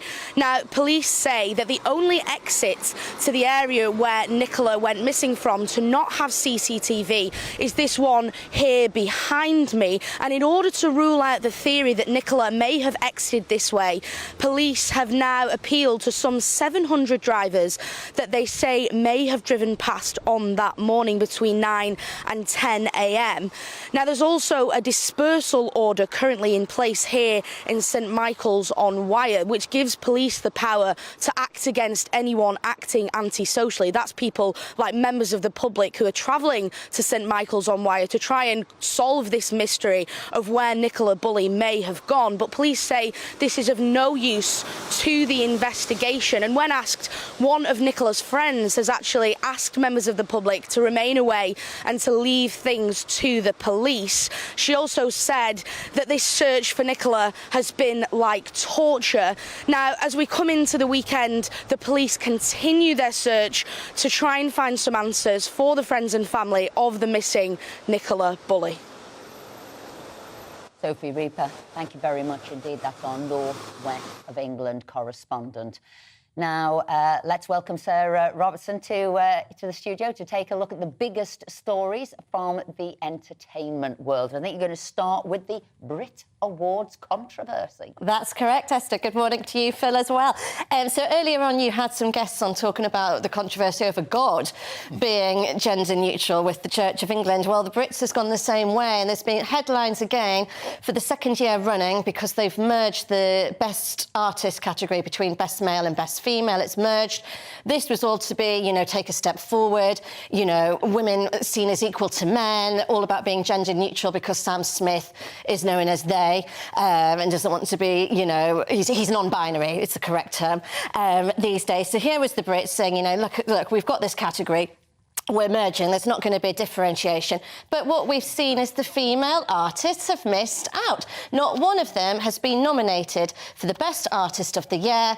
It's an all-male lineup, and this has caused controversy among many female musicians and singers who have come forward and said, come on, this can't be right. So why is that? Is that because they're not the best artist, these females, or is it that it's all young girls who are following these artists and they're going for their male fans? What is the reason? Well, I think that for equality, there is an element of equality there, isn't there? Well, the thing is, with the Best Artist category, what we have to remember is it's voted for by the actual people behind the Brits. So they have like an academy of people. So it's voted from people within the music world who are, asked by the Brits to come on and judge. It's not a public vote. So clearly there must be a bit of a shake-up needed within the background of what's going on with the Brits. You're laughing at this, but it's all with. See, this is one problem, cause another. That's exactly it, Esther. We're all meant to be this neutral, gender inclusive, but actually, look what's just happened. And it's all because they don't know where to put somebody who's trans or non-binary or whatever it might be. They've simply done it because they don't know where to put them. Yes, I think we need some common sense coming back, and I think the Brits need to have a shake-up for next year. And they need to scrap this and go back to best female, best male, and just keep it like that. I agree with that. And why don't they just say to people like Sam Smith, well, if you don't want to be in either of these categories, you're not going to be in the contest. Why change the whole thing? Yeah, to please one person, please the minority. Yeah, take a stance. OK, exactly. Next, The Apprentice. OK, so The Apprentice, controversy there as well. It's all controversial today. I do love it. Yeah, so this was very funny. One of the contestants, Rhys Donnelly, he was sacked, but not from Lord Sugar, which is the usual process. Last night we watched it on The Apprentice. He was all very excited. They were going on this task, sent to Dubai. We saw Rhys at the start of the show looking very excited to be getting on this plane for this jolly, and then we didn't see him anymore. He just disappeared. And when Lord Sugar came in to do, to say to them all what he does, you're fired. They're fired. But he says, oh, just to let you know, there's been an issue, and Rhys is no longer part of the process. Well, turns out he says it was to do with health, Rhys himself, but it's been exposed that apparently he got so drunk on the plane that the producers had to fire him. They had to sack him, allegedly, because he was unfit to take part because of his drunkenness. So there you go. So first time ever, Lord Sugar doesn't do the firing. The BBC instead. Bit of controversy for them over that show because it's a big show for them. Excitement got too much for him. Yes, the bottle. But Rhys denies this. He says no, that's not the case. He says he made a decision to step out the process himself due to health reasons. I think he was just enjoying the free champagne. Bad prawn sandwich when we know really what it was. It was a health reason. He couldn't stand up. That was the health reason. We've all been there. Anyway, next, this is a bit more serious. Obviously, with what's been going on with Turkey, the tragedy over there with the earthquake. Our lovely royals, King Charles, Camilla, Prince and Princess of Wales, they've all made personal donations in the last 24 hours to the Emergency Disasters Relief Fund, which is fantastic. And this is really raising awareness now. And there's lots of celebrities also coming forward. You had the actor Tamer Hassan on earlier. He's actually now found that his family members are safe. So they have been found, which is fantastic news. And he's been leading the appeal as well, as have other celebrities. And Ida Field, wife of Robbie Williams, the pop singer, she has family over in Turkey. She's also been, saying to raise awareness and to donate money to the appeal and to UNICEF and other disaster funds. These donations, hasn't it? It said yes. if you get whatever it is, we'll match it. That's we'll get as fast a support out there as we can. That's correct. 20,000 people have died. Horrendous. It's just horrific. I mean, when we saw those headlines, and I just feel for all those poor people and the ones that they haven't found yet. Those haunting images of the man with his 15-year-old daughter holding her hand in the rubble, that will stay with me. And other images that we saw, a baby born. Yes. Coming through and being sort of a new person at the end, but tragedy that sort of that unfolded with that. Unbelievable. Oh, Moving it is. on, It really is. The Super Bowl. That's right. So we'll end on a high note. Super Bowl, this is such a great weekend showbiz-wise. I'm not really interested in American football, I have to say to everybody, but it's the performances. Now, last year we had that amazing mashup with all the rappers of old, like Snoop Dogg and people like that, Kendrick Lamar and what have you. This year, Rihanna is being brought out of hiatus after 7 years. We've not seen Rihanna perform in 7 years. She recently became a mother for the first time. She's been brought out of hiatus to perform at the halftime show, and I am so excited for this, Esther, because I'm a big Rihanna fan. So yes, this is going to be good. One to watch. You watch the pre-match, do you? And then you basically I sort of switch off and then switch back on at half-time. I keep an eye on it, Phil. Keep an eye on it to know when the music starts. Yeah, but once the music starts, then I am gripped, and that's what I think. It's such a huge draw for any artist to be asked to perform at the halftime show of the Super Bowl. It's massive in a recording artist career. So how could Rihanna say no? She was not going to be able to say no to this. It's a big deal for her. It is. Well, I have to say, thank you very much indeed. Thank Sarah, you for joining us and giving us all of the lowdown on the showbiz. That's all we've got time for today. A massive thank you, obviously, to Chris Hope and Henry Hill, who've been with us all morning. And thank you to Sarah Robinson too. Don't go anywhere. Obviously, you can watch the wonderful Andrew Pearce next, and we'll be back at 10 o'clock tomorrow. See you then. Hello, a very good morning to you. I'm Aidan McGivern from the Met Office. It's yet another cold start in the south, with temperatures below freezing in many places, cloudier and milder elsewhere. And then for the vast majority, we're going to see that cloud spread across the UK through the day. At the moment, high pressure sits to the south of the UK. That's led to light winds and clear spells overnight in the south. But further north, a blustery wind coming from the southwest has brought a lot of cloud cover and some persistent rain over western hills of England, Wales, and more especially northern and western Scotland. Some heavier rain for a time for the Highlands. However, heading into the afternoon, whilst cloud spills southeastwards, the rain in the north will tend to ease. It will become more confined to western hills. Some breaks emerging in the northeast of Scotland, and towards the southeast we keep some brighter spells as well. Where we get some brightness, 11, 12 Celsius possible, and fairly widely 9, 10, 11 degrees. So above average for the time of year, relatively mild, although with a lot of cloud cover and a keen breeze. That breeze will be gusty over the hills of northern England and Scotland. I don't think it will feel especially pleasant. During the night time on Friday night, we'll see a few clear spells across southern areas. Again, that will lead to a touch of frost in places, but less widespread compared with recent mornings. More widespread will be low cloud and some hill fog, especially for Wales and the southwest. And we'll continue to see a lot of cloud for Scotland, that cloud covering the hills of western Scotland and giving a few spots of rain and drizzle. 1 or 2 spots of rain and drizzle further south, predominantly over, say, the Welsh mountains and around coastal areas. But actually the trend into the afternoon on Saturday is for some sunshine to emerge across South Wales and the southwest. 12 or 13 Celsius where this happens, and northeast Scotland will see some brighter weather, 12 or 13 again. And so for the vast majority, actually, Saturday will be cloudy but relatively mild. We'll see some breaks in the cloud later. Sunday starts off with a few fog patches, particularly again towards the southwest, but another mostly dry day is expected.